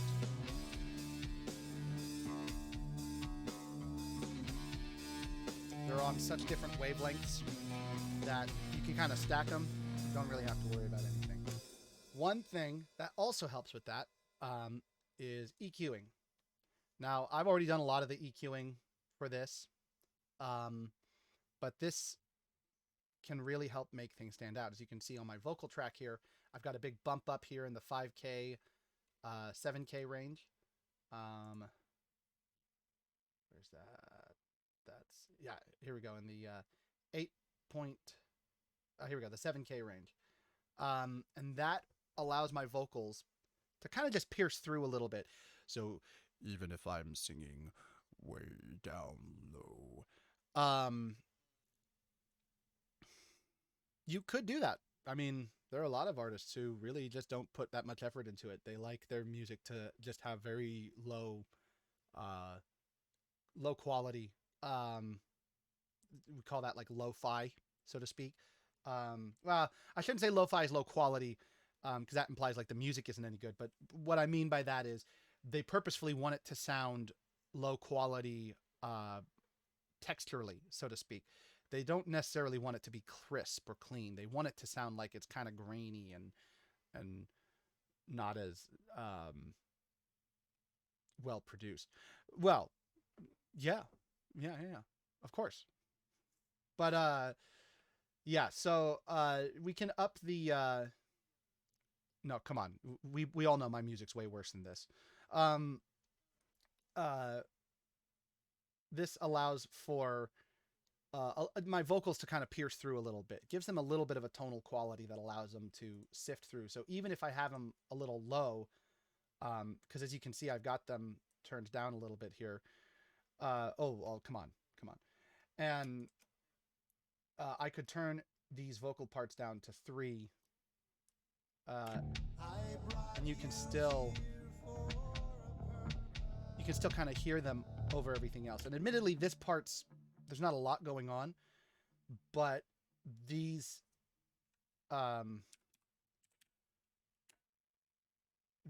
vocal parts you'll be able to hear just a little bit over, even if I turn them way down, because the EQ has given them just a little bit more of a higher end walkover, so to speak, over what I'm getting from my bass, which currently sits a little bit in the mid range, but has a little bit more of this low and isn't as big on the highs. You see, we've got this going on here, this little hump and this little beast here. Now I could certainly square this off and expand on that a little bit, and that would allow the bass to have a little bit more of that subwoofer kind of thump to it. But I've found that unless you're working with something like a really thumpy, bassy sub sound,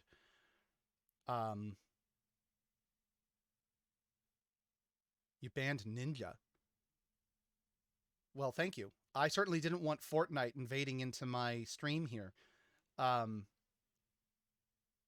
don't even think he's on Twitch anymore, right? Didn't he get moved over to that Google thing?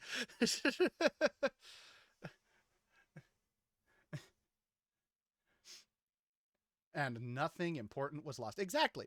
He stopped playing Fortnite. That's like his whole bread and butter. Like, who even cares? Oh, he came back. That's fair. That's fair. I can't even blame him for that, because it's just like, dude, really? Like, you expect this to go anywhere? I mean, I don't blame him. The dude made bank making that move. More power to him. Like, that's money he could live off of for years to come. Oh yeah, absolutely. Still gets to cash that check. And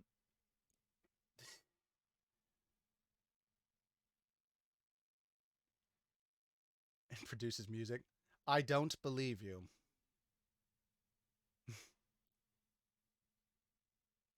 Like, really, I just fucked you over really badly. I didn't ban Ninja the person. I banned your stream from Twitch.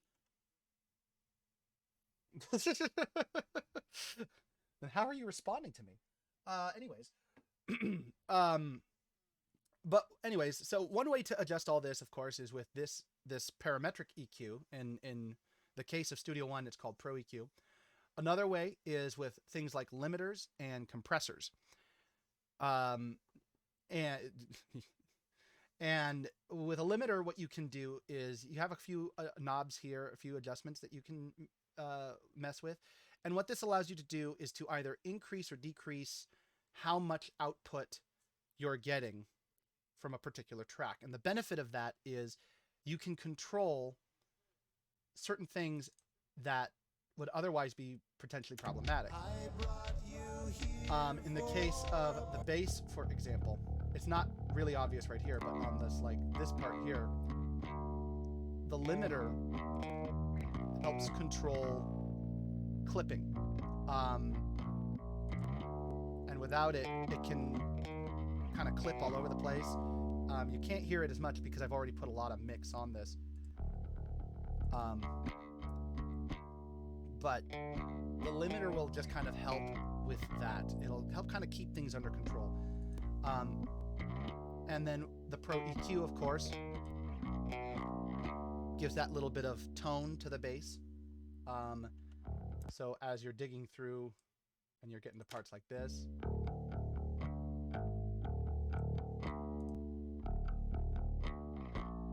don't ban Todd Clorox. I need that guy in my life.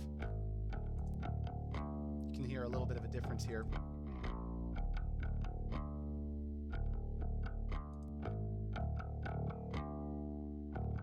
You would make that mistake.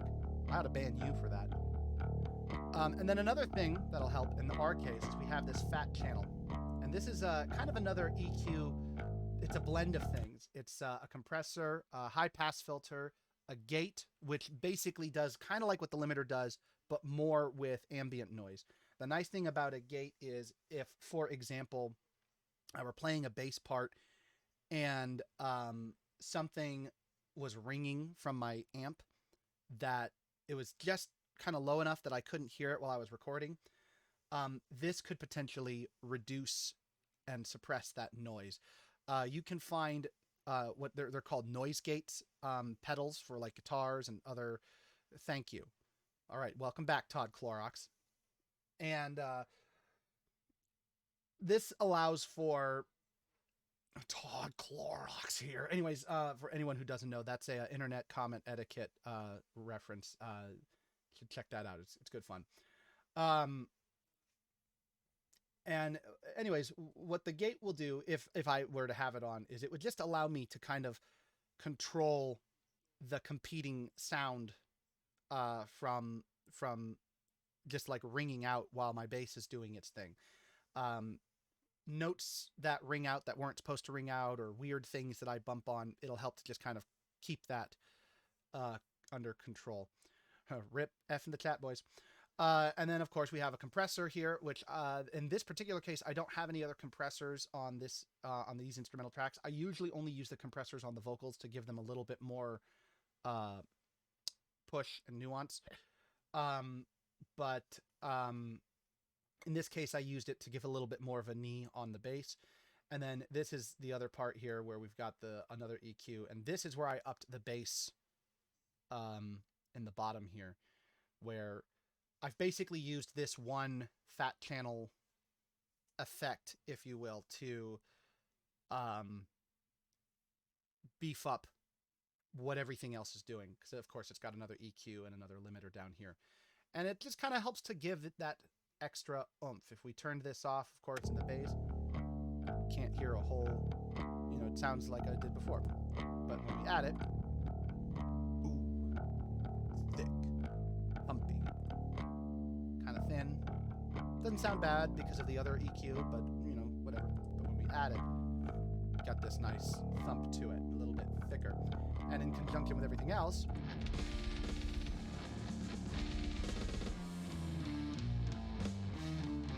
we can now hear the bass in context, and it just gives it so much more dynamic. Similarly, our distorted guitar here, we've got a number of different things going on. So you can see we've got an analog delay. We've got what's called Ampire, which is Studio One's response to amp modeling effectively. You never tell me anything. Um, it utilizes fake. I say fake. You basically utilizes very generic kind of guitar pedals as the basis for effects. We've got an equalizer, a modulator for like chorus and phasing. We've got a delay pedal here. Um, oh, nice! Congratulations, your first copyright strike. Do I have an applause thing here? I don't know if I have an applause thing. Well, here, have a nacho chip. You can have a Doritos chip. Um,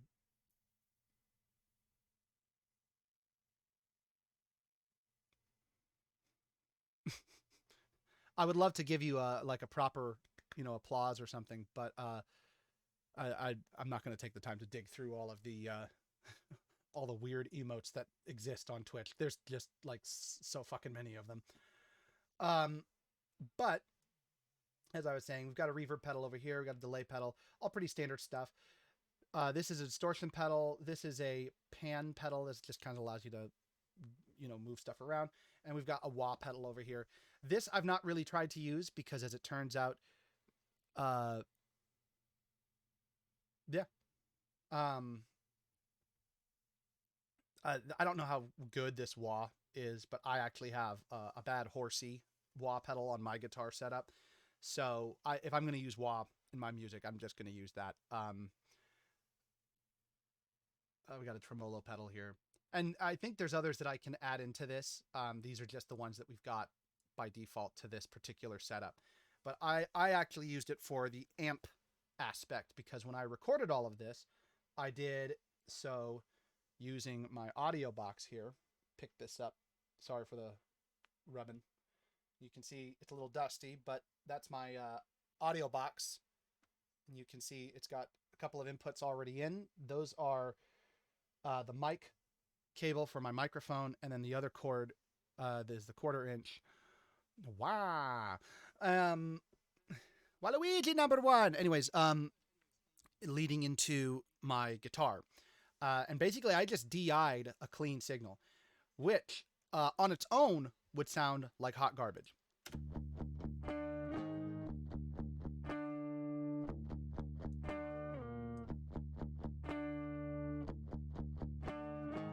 Sounds so bland. Oh,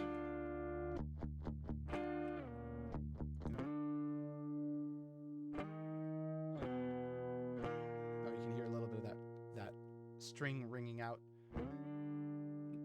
My kind of sloppy playing there. But it's interesting for me at least to go back and kind of listen to this because you get so caught up in hearing what it sounds like by the end, you forget that this is what it started out as. Woof. But each of these effects kind of adds a different element to the sound. The expander helps to kind of brighten it up and make it sound a little bigger. I have another limiter here to keep it from clipping. Give it a little more oomph. We have the fat channel down here, which is, in this case, I'm using as a high-pass filter predominantly.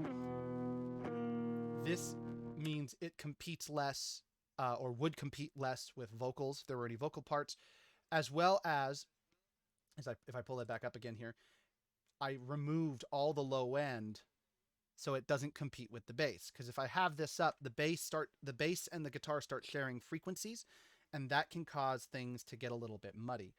And that's a little bit, oh, hello, Waluigi. We're just going to close this on that because I don't want to see Waluigi on my phone. Would you want to see Waluigi on your phone? Secretly, the answer is yes, because everyone wants Waluigi in their lives. Waluigi is, in fact, #1. But using this same thing that I showed you guys from the bass channel, I'm able to completely cut out that bottom end, and that just makes it a little bit, so the guitar stands out a little bit more. It makes it sound really thin right here at face value. You include the bass, you can hear the guitar more, and the drums as well.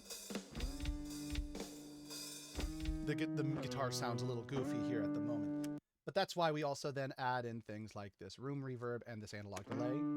That gives it a little bit more kind of that ethereal, spacey vibe that I really dig.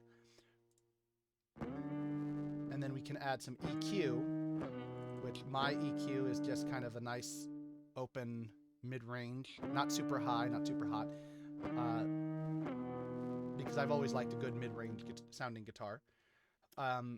It's, you know, a lot of people talk about like scooping the mids, and that what that is either turning them way high or way low. And in metal, that's a very common practice. Dude, in metal, that's a really common practice to like either boost them way high or boost them way low, because your bass end on your EQ, like on your amp, is going to give you that thuddy, thumpy, chunky distortion sound that a lot of people are looking for, especially in the heavier stuff. And then some people will actually crank those mids up higher in order to get more tonality out of their sound. I've always really liked a higher tone and tonal range in the middle to high. So what I usually do is I have my mid turned way high up, and my high, my treble, kind of up and around this area, and I have my bass either kind of 12 o'clock or backwards a little bit, just to kind of reduce it a little. In hindsight, I figured out some years ago that doing that lined it up with so many other things that it was actually making it kind of difficult for some of the other, not the other musicians, but the sound guys I was working with, to find it in the mix against what other stuff was going on. Because as it turns out, a lot of things in life sit in that middle range. That's a pretty expansive amount of space, and a lot of things sit in that mid range.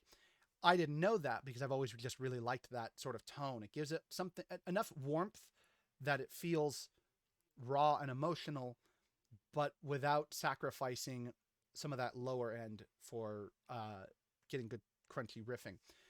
But obviously we can't have that crunchy riffing without distortion.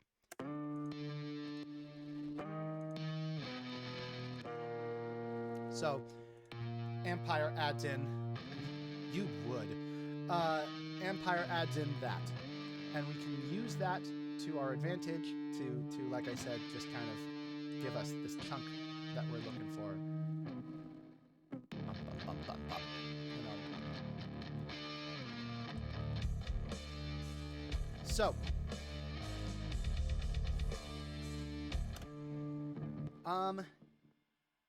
beyond that point, indeed. That's really all I have to say. That face is just indeed. Beyond that point, most of the song's actually pretty well done for a preliminary mix. This is not how it's necessarily going to sound at the end of all of this. Ooh, actually, one thing I want to do, definitely want to show you guys. As I mentioned before, for those of you who were here for it, at the very end here, we have this long fade out with this little 6/4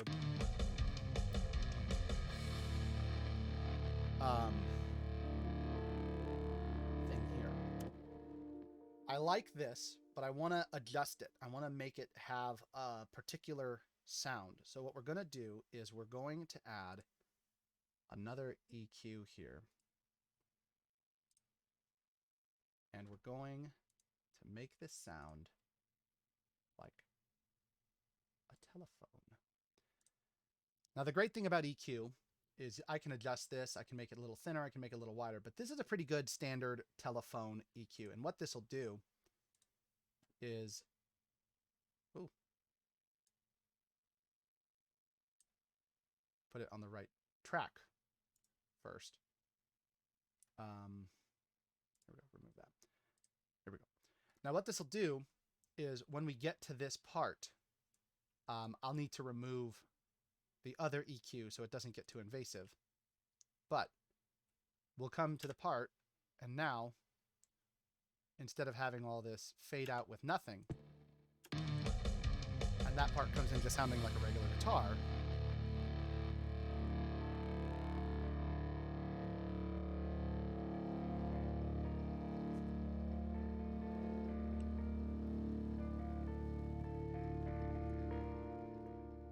Some of this comes from my love of bands like Opeth and Porcupine Tree.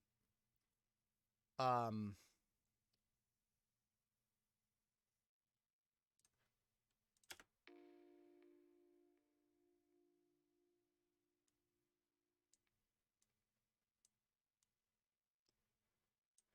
um, they use that effect a lot, and especially in some of their later albums on like vocals and stuff.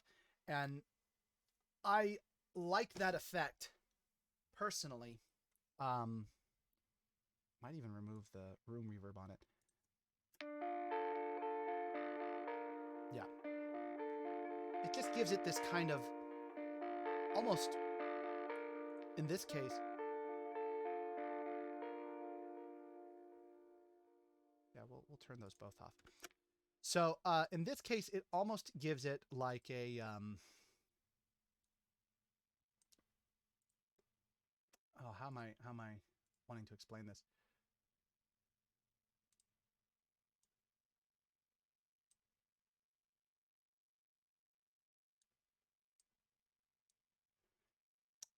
Well, the literal answer would be a telephone effect, but it gives it kind of this feeling of like something's not right about it, like it's out.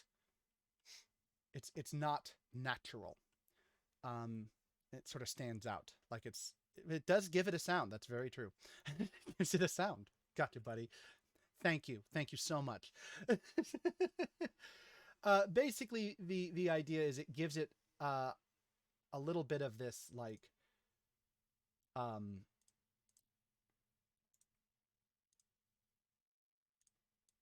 ethereal quality that would otherwise not really exist um, in this particular instance. So what I've just done there is I've basically told it to go through and bypass certain effects while not while undoing the bypass on this telephone effect. So what that means is you can listen to the rest of the song, and anytime a guitar part on this particular track comes up, it's going to sound normal. But then when you come back over here to this part, it's going to have that little distant ethereal effect.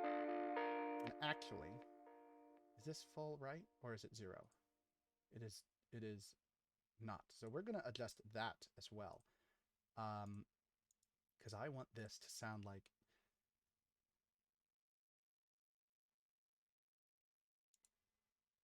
I thought I wanted it in the middle, but I actually want to hear it all the way to the right.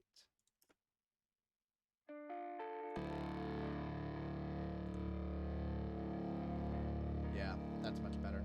Sounds like it's whispering to you, like something's wrong.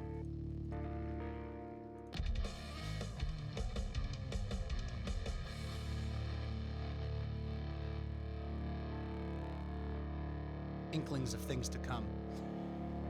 So this song is actually the first part of a song suite or cycle on my album that I'm referring to as the cycle of abuse. And this part is actually an integral part of not only the last track of the album, but the last track of the cycle of the suite.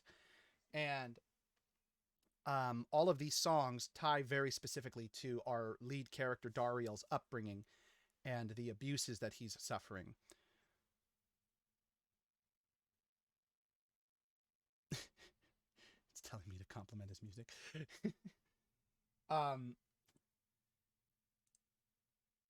But the end game result of it is we're getting to explore this character's background and history, and we're seeing where all of his abuses are coming from and why he is in the place he's in now, in the situation he's in now. And at this point in the album, we're seeing his abuse start from his early childhood living at home with his abusive parents. In the next song, which I've already put out, that's my single Physical, which you can find on Spotify or Bandcamp, or at this point, really on all the streaming services. Literally, the only thing it's not on is TikTok. Thank you, DistroKid. Not a sarcastic remark. I actually chose not to put it on TikTok. And in hindsight, that was a really dumb move because holy crap, TikTok is way, way huge. Um, so future singles will be on TikTok. Just those first two that get physical are not currently. Um, I do think I can go back and fix that. And I probably will whenever I post the new single, which will be coming in March um, at an unspecified date currently at this time. And as you can see, there's a lot of stuff here going on. Well, a lot of this stuff is also referenced in the opening track. Um, Anyone could put my music on Chatterbait at this point.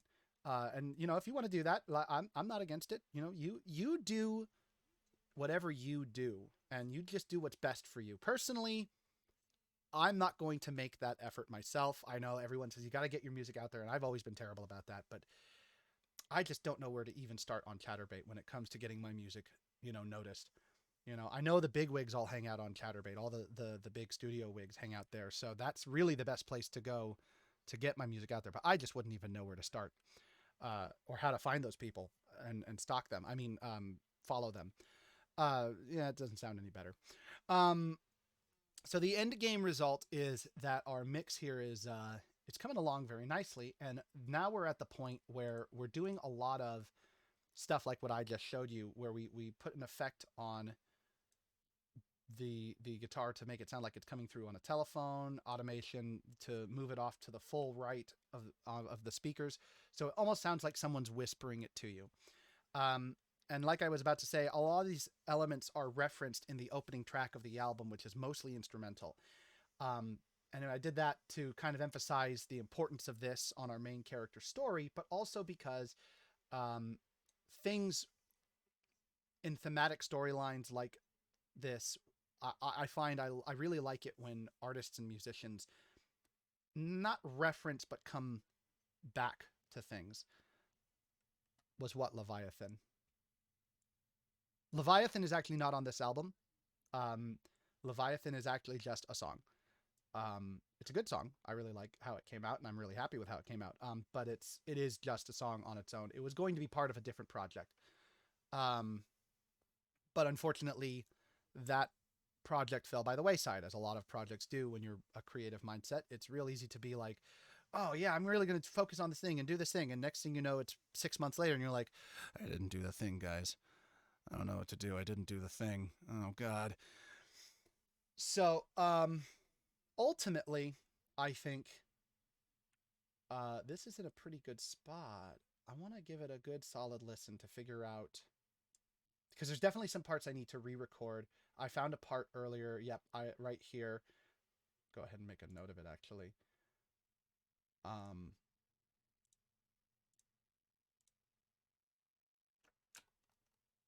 where'd that other marker go? Yeah, here we go. We're gonna use Studio One's some of Studio One's capabilities here to make a couple of flags for parts. Um, these are just we can just put these in as notes or reminders. No one outside of me will see these. Well, outside of us. Never start anything. It's just outside of us here. Oh, thank you. um, just as a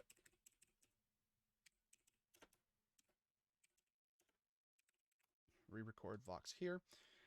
Um, and this just gives us a nice little note for later. There's a handy little bush. It's a happy little bush right here. And if you tell anybody about that bush, I'll find you. Old school Family Guy reference for those of you who remember that. I know at least one of you does. Um,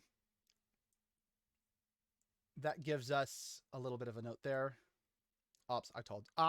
Damn it. But that's it. Stream's over. Bye, guys. I gotta go. We're getting rid of everything. Oh, now I've actually done it. I gotta find that.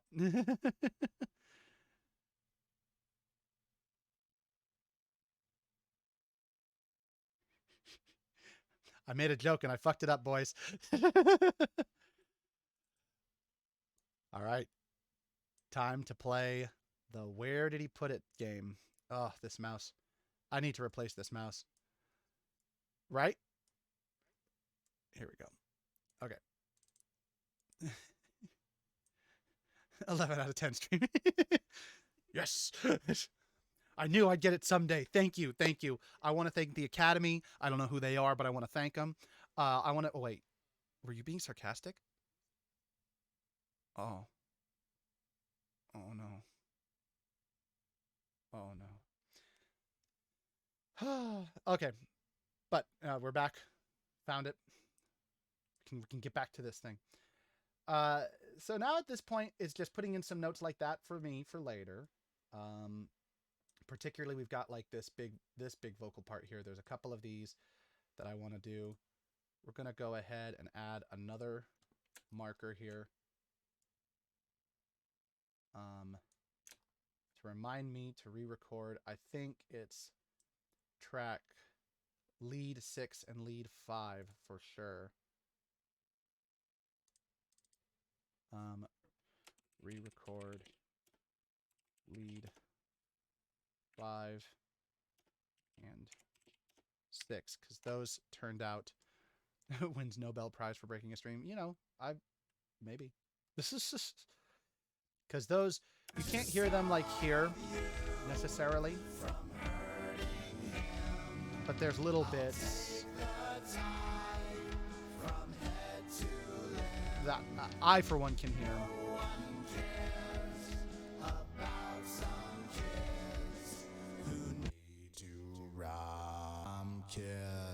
Some kids. Oh, yeah, we don't want that in there.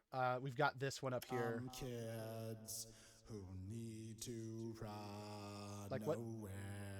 Like those aren't even notes I'm singing there. Well, they are, but they're not good notes. But again, in the full mix.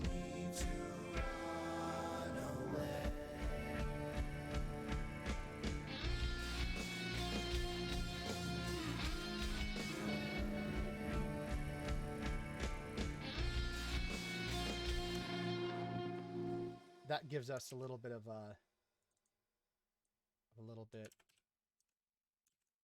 there we go. Gives us a little bit more to work with. Alrighty. Maybe not quite that loud.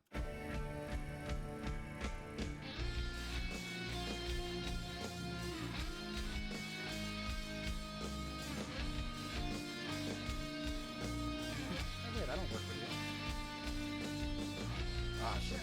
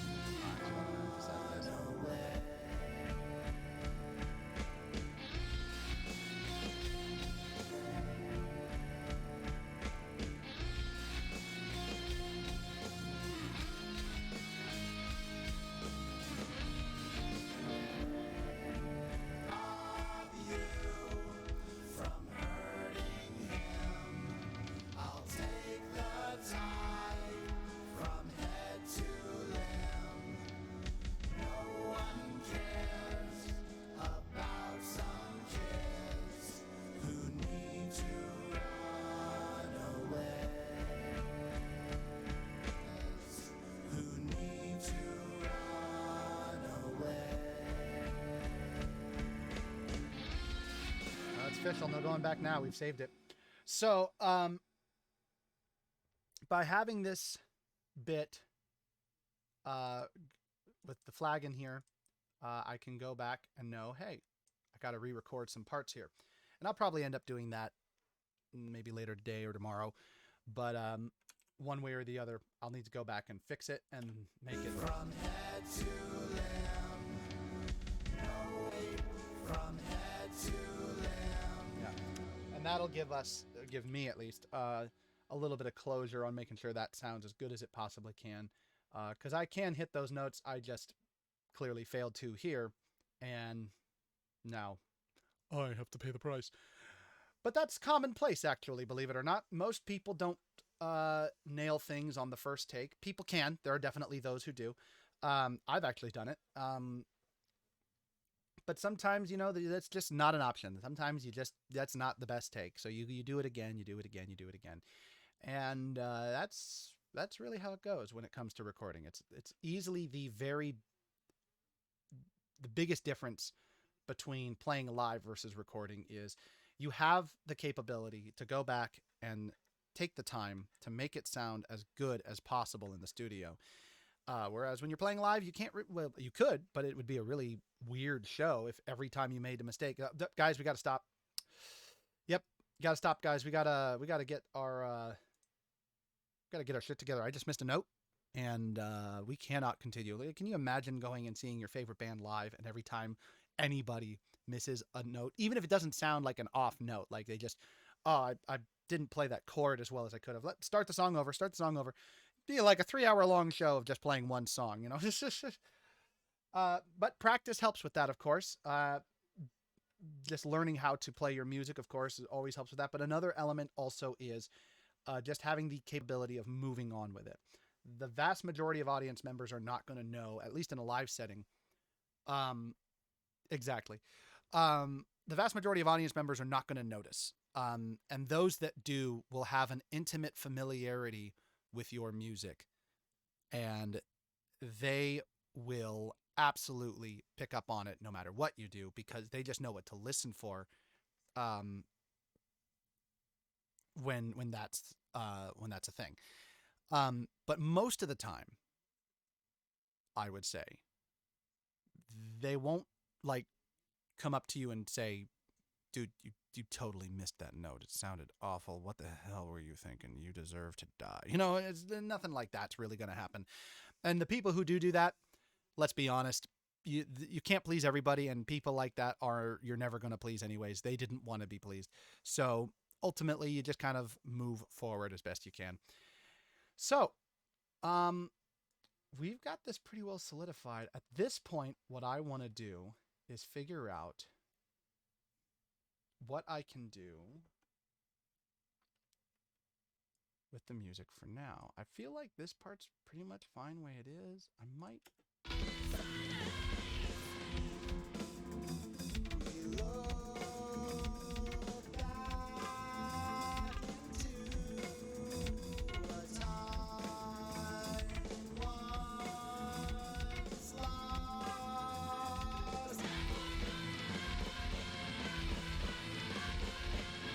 So this is what's called doubling, and this is where you basically just record two parts simultaneously. It gives it a little bit of a power boost, but it also just creates a very unique kind of sound that a lot of musicians utilize, a lot of singers and vocalists utilize.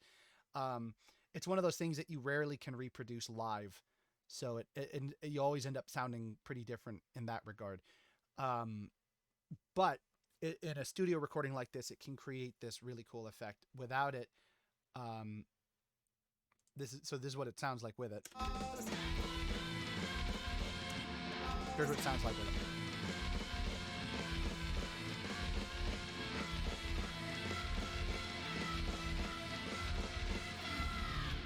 It kind of just gives it a little bit more fullness. And because it's two tracks recorded separately from each other, they're not exactly the same. There's enough of a nuanced difference between them that they don't just stack up. If I were to duplicate one of these tracks into here, it would just be the exact same track. And instead of creating this doubling effect that we have, instead of creating that, we would get this. Basically, it would just sound like the vocals were suddenly twice as loud. And don't really need that. We just want to give it a little more power without necessarily increasing the volume. Of course, we can increase the volume, which I might actually do just a little bit here. There we go. That's what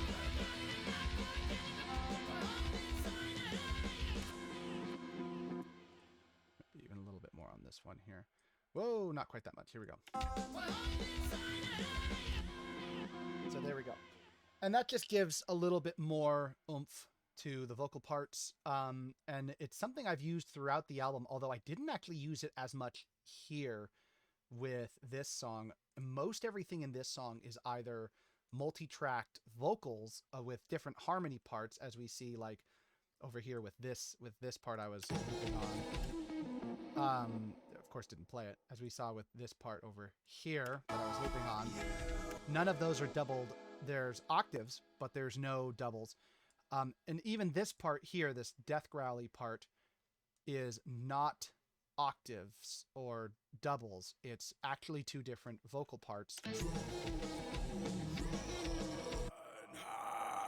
with a more mid-range growl and a lower growl.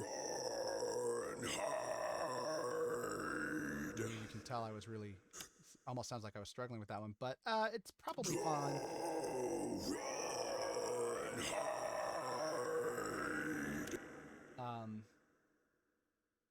It's probably okay in the context. We'll see how it sounds when I turn it up and have all the music rolling.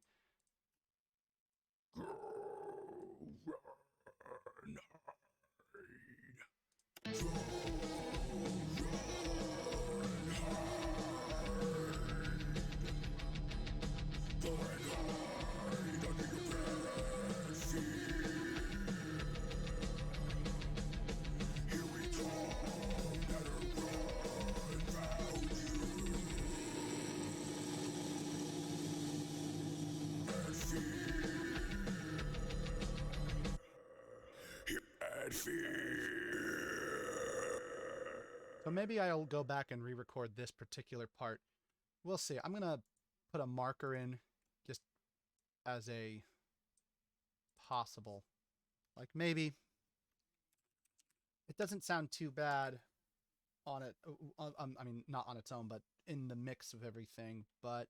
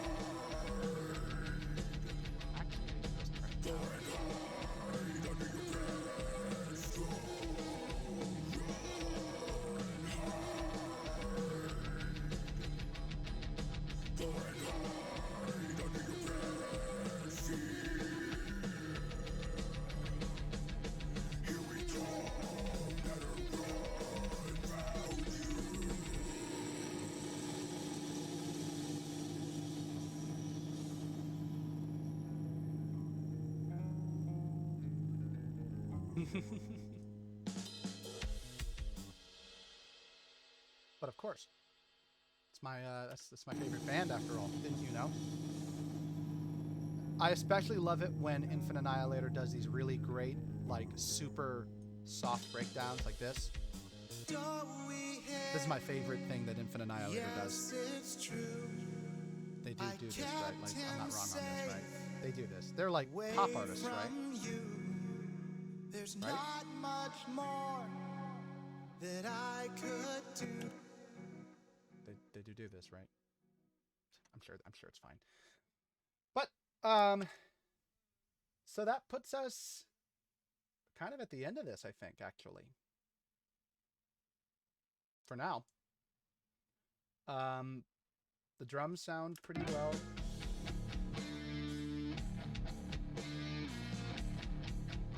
Bass is audible.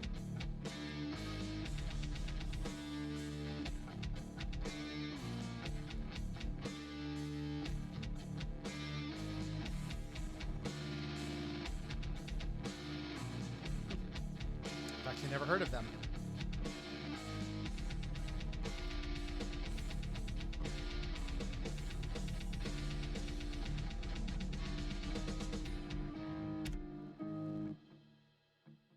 Like that.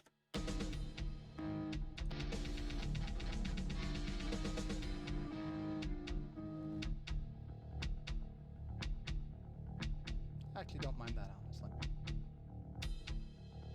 We'll see what my friends think when I send them the mix. Tell me who you are.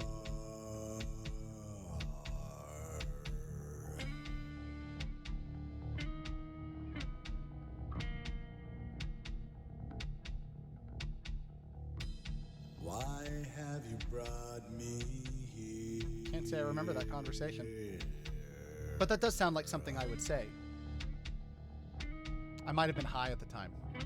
As you know, we gingers are frequently high. You show me all these things.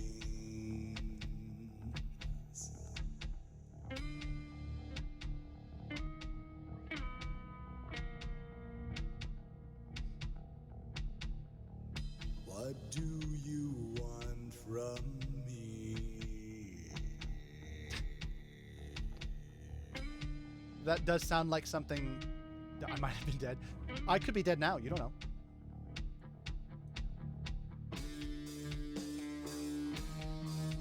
Yeah, I'm not mad at this. The real test, which I can't do here, um, is the speaker test, and of course, what a lot of musicians refer to as the car test, which is what it'll sound like on different speakers. Normally, I'm mad. Normally, when uh, you're working on a mix, or at least when I'm working on a mix, anyways, I like to do both the headphones, but as well, I like to dig into what I'm hearing as far as speakers go. And the reason for that is because it's every system, literally every system, even if it's the exact same system, is going to sound just a little bit different. You could have the exact same setup of computer and speaker setup that I've got with this with Studio One, fucking new freeware version of Winamp, because I still use Winamp like a fucking old school chode like that. And with the Shure, I don't remember, it's an SM series vocal mic, um, and get completely different results. Not that the mic would have anything to do with what you're listening to, but you could get completely different results. Um, Things like the curtain sitting behind my computer desk, the walls of my room, um, my guitars or water bottles sitting here, or the chair that I'm using, the various stuff that I have scattered around my room. Um, all of that absolutely plays into the overall tonal quality of a song when you listen to it on speakers, which is actually one of the reasons why a lot of times when people want you to hear something specific like ASMR videos or stuff like that, they say put on headphones. Because if you listen to it on speakers, yeah, the dead bodies in my closet, those really affect the tonal quality and the sound quality of what it is you're listening to. You would be amazed how much crisper things sound with dead bodies in your closet.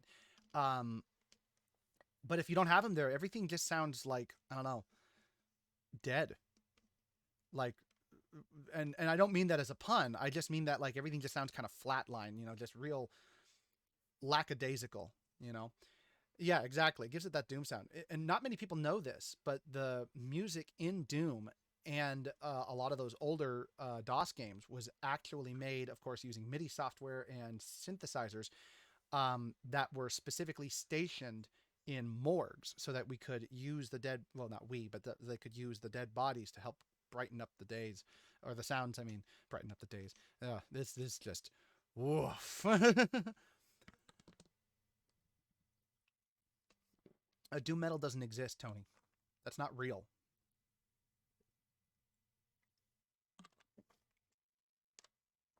Honestly, it depends on what you define as doom metal. Um, because doom metal can reference like funeral doom, which is stuff like Paradise Lost, which is like really slow and grindy and growly and stuff like that. But it also has been utilized to reference bands like Black Sabbath, believe it or not, um, which is partially true. It's because it's kind of an offshoot of that stoner rock, stoner metal sort of sound. Um, or perhaps the other way around is the case. Hard to say. Genres are so weird, especially when it comes to like really specific genres like that. So, you know, whatever. But the end game result is eventually I'm going to go through and listen to all of this on speakers and do a lot more mixing from there. Like I said, I'm probably going to end up re recording some of these parts. So when you guys hear this stuff in its final form, either on the album or even if you just listen to the song on its own, once all this stuff comes out, this song will sound dramatically different. Well, maybe not dramatically different, but it'll sound pretty different nonetheless from what we have experienced here. But for the time being, I think this is in a spot that I'm pretty happy with as a preliminary mix. So we look into the day. Yeah, that sounds fine. It's just it comes out. It's just one. It's not even like re-recorded. It's just one by Metallica. Literally just put out an entire copy of the And Justice for All album. It's like, yeah, Alex the Viking presents And Justice for All by Metallica. No, not by Metallica, but by Alex the Viking. Yeah, I totally wrote this and recorded it. Are you sure? This sounds awful familiar. Like really familiar. Are you sure? You know? And so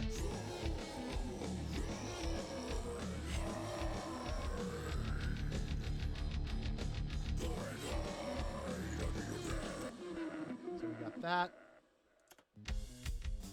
That's all sounding good.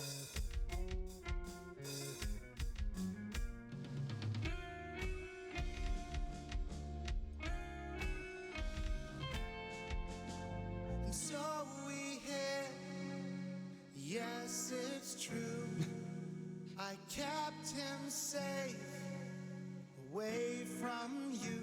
Who needs a place to stay? I hid him well from your wrath. I kept him safe out of your path. Who needs a place to stay? So this is I hid him well.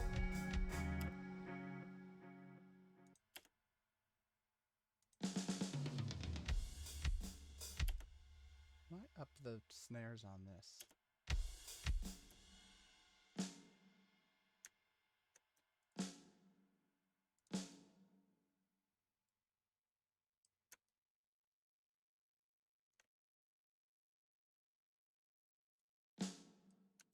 Come on now. Come on. There we go. I'm gonna up the snares on this a little bit. They are awful quiet. I'm gonna do that 86. Your wrath.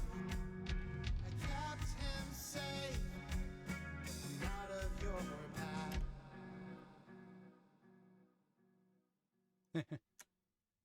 All right, guys, he's gone. Quick, ban him. I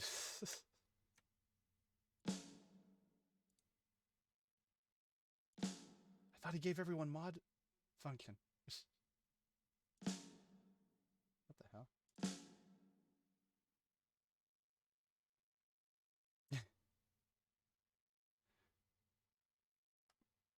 And this is why we don't give anybody mod function. Especially if you don't know how to take it away from them. We can't have nice things.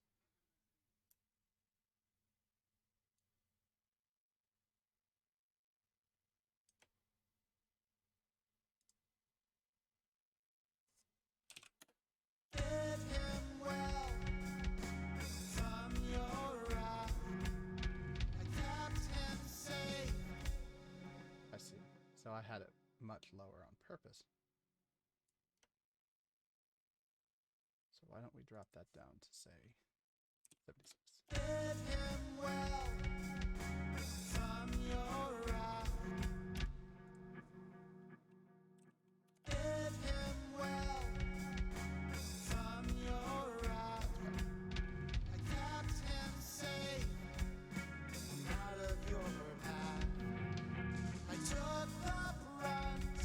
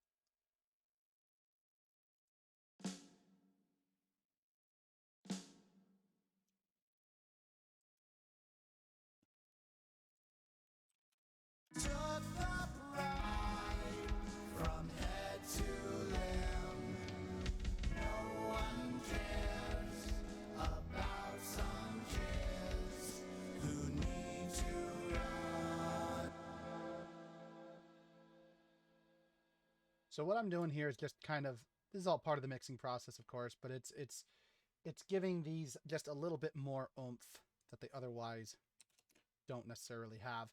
They're just a little quiet in the mix, at least to my ears. So by having this, um, we can clearly see that. No, no, go away. Stop it. We can clearly see that yeah, we get the snares back in there. Just makes it sound a little bit more.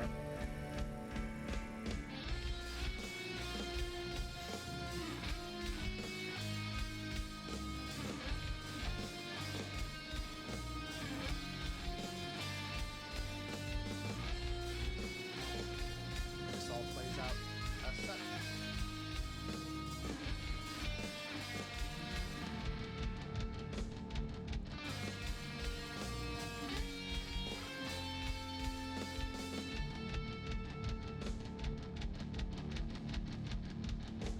Yeah. Well, everybody, I think we've got a pretty good start on this. This is a good preliminary mix. Of course, it'll be much higher in volume by the time I'm done.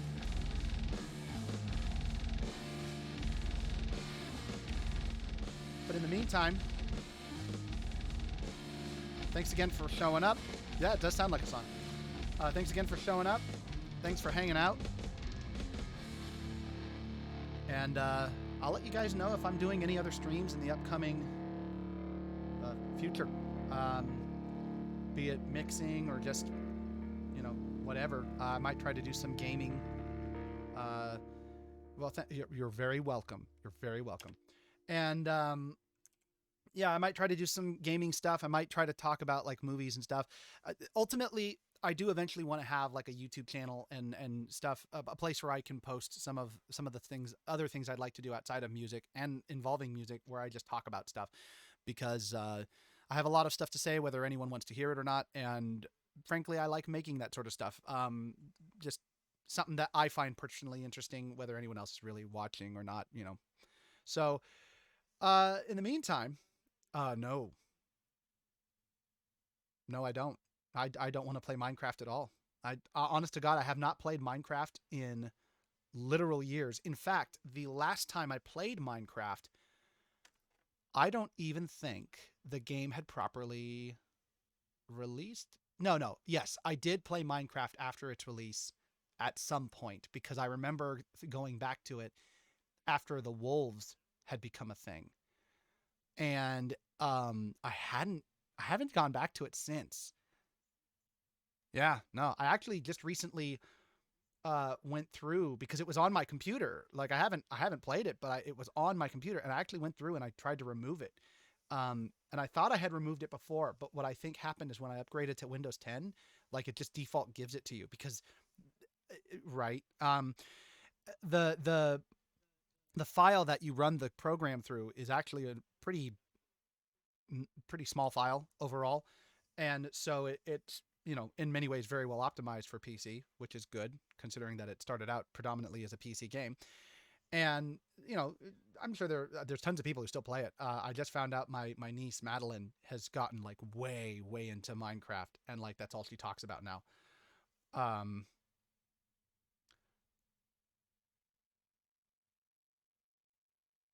I do not speak Russian. I apologize. I wish I knew what you were saying. Um,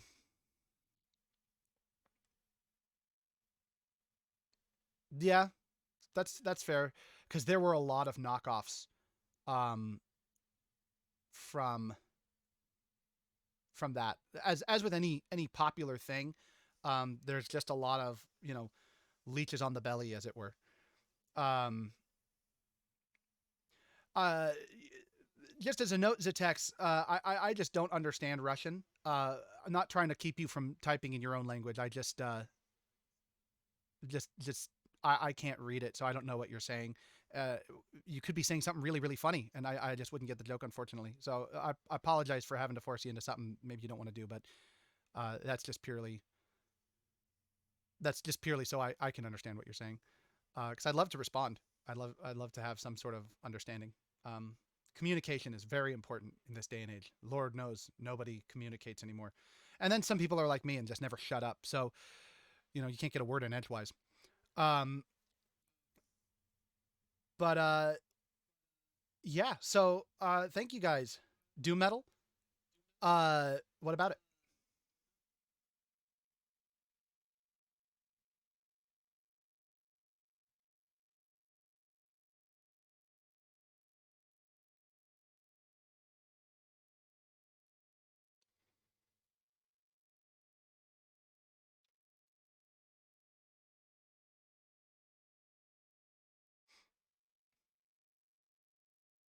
Are you asking? Do I make doom metal?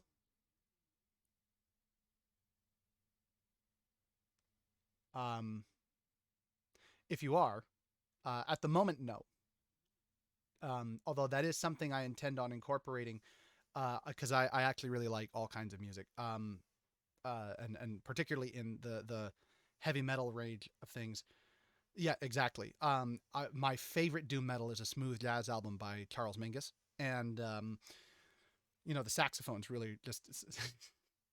God, I have a hard time keeping a straight face talking about that. But no, doom metal is I really like very nuanced elements about doom metal, and there's actually an idea that I have that eventually I'll approach. That is a kind of inspired by Thrice's Alchemy Indexes and the Deer Hunters Color Spectrum EP series, inspired by the planets in the solar system. But not just our planets, it also includes the sun and the moon and Pluto. And Pluto in particular is going to be like doom metal type stuff. It's going to be real, like low, heavy, slow stuff with lots of growling and really just like that sort of sound, to kind of represent, not only the slowness of the planet itself in relation to our solar system, but also um, to better represent exactly. Justin Bieber. Not a lot of people know this. Justin Bieber is leading the way, paving the way for doom metal as we know it. But to represent also just the planet's cold distance from the rest of the solar system. Well, not the planet, because it's not a planet, but to represent the celestial dwarfs um, distance from the rest of the system, the cold distance of space, the vastness, and just how far away it is from everything. And doom metal's real great for just really encapsulating that sound and style. Uh, is it a satellite? Does it work for Amazon? Or maybe it's one of Elon Musk's. You can't trust that guy. Or Elon Tusk for that matter. Um, but yeah, I definitely I've got a lot of ideas like that in in in me, as it were, or around me. If you're one of those who believes you kind of grab stuff out of the ether. Um, oh, fair enough. Celestial dwarf is technically accurate, I think, though. I think it's also referred to as a celestial dwarf. Um, but yeah, sure, satellite, whatever. Um, but yeah, that's definitely something, and that's not the only thing I want to do. I've got a lot of ideas for like a number of different things that may or may not be tied to the Alex the Viking project, but to different projects that I approach with different names. The one in particular I had an idea for is a cosmic horror, kind of Lovecraftian, but not specifically Lovecraft creations, um, thematic albums, um, that tell just various stories involving that sort of stuff. And I wanted to do all that in like every Thursday. you know, I I would have a hard time believing that as someone who is not me, because I would look at this stream and I would see the guy talking and I'd go,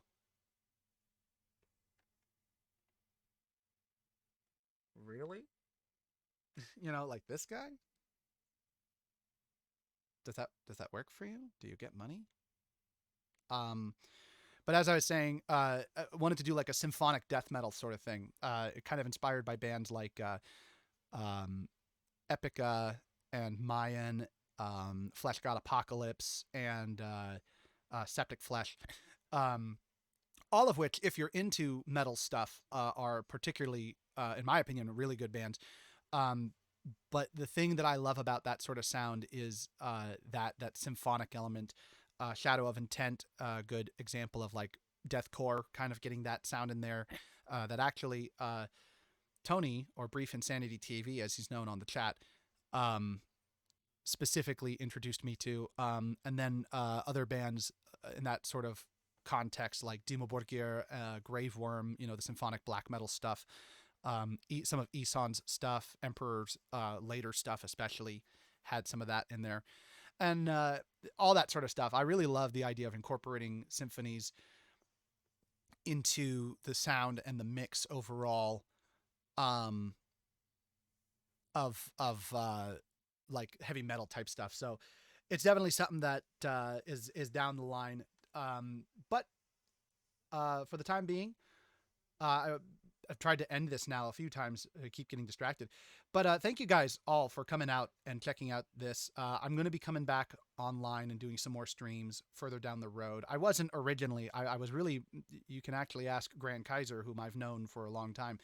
Um, there was a while there where I was really dedicated to the idea of just exclusively doing YouTube stuff, but I have just not been able to figure out how to do that thing and get it off the ground in a way that really work. Come on, Grand Kaiser, like who else would it be? But effectively, like I just haven't been able to figure out how to get it off the ground, and this has been truly an interesting experience for me. And I definitely want to get it to a point where, like some of the other streamers and YouTubers out there, like Pro Jared, where I can like, you know, zoom in on it and like adjust scenes on the fly so that you guys get more of an interesting experience and not just um just this static image. Because being able to hear the mixes and stuff, that's all well and good, but eventually, like, I would also like to have like some gameplay footage. I'd like to do reviews of movies. um I don't know if I would go so far as doing something like commentary over movies, like old MST3K stuff or riff tracks type stuff. But that is something I've thought about as well. I was actually talking to a friend of mine about doing something like that, and I do think it would be fun to do. I just don't know how we would go about doing it specifically, but it could just be joint chat stream type situation. Right, exactly. And just stuff like that. So it's been a real fun time. Thank you guys that came out to this, and anyone that was here for the last stream. I don't know if any of you came to both. But thank you for coming out. Thanks for hanging around. Those of you that are not Brief Insanity TV, for occasionally contributing into the chat, which is basically nobody. So thank you, Tony, for just plaguing my chat room with your vile horridness. Um, I know that's the thing that you wanna hear. Um, fuck. It's gonna get fucked. Anyways, so thanks again, guys, for coming out. And I'll be posting these on Twitch, and I'll be posting these on YouTube, and I'll be definitely making announcements on when I'll be back around. So if you guys want to check out, I'm gonna pre. Anyways, if you guys want to check out the songs that I have posted thus far, like I said, you can find those at soundcloud.com/alex-the-viking, or you can find me on Bandcamp at alextheviking.bandcamp.com. Or if you prefer not to listen on those places, on those particular services, and you want to just listen to stuff on stream like Spotify, I'm on iHeartRadio apparently, um, and all kinds of things. Again, really the only thing I don't have my music on at this point is TikTok, and that was just my dumbass thinking, well, why the hell not? Won't put it out on TikTok because who cares about TikTok? And of course, as per usual, I'm a little behind the times on that one. Man, fucking everyone is on TikTok. So definitely going to be fixing that in the not extremely distant future, and especially with the upcoming singles. But you can check out my songs Leviathan, Watch and Learn, and Physical on streaming on Spotify and stuff like that, simply by searching Alex the Viking. Fuck TikTok. And yeah, And then if you go over to my SoundCloud, you'll also find my acoustic EP, as well as some of my old electronic ambient works under the Jupiter Storm moniker, which is something I do intend to revisit at some point, but just haven't gotten around to, as well as a couple of other old demos. Um, yeah, so thanks again, you guys, for coming out, and hopefully we'll see you again in the not very distant future. You guys have a good night.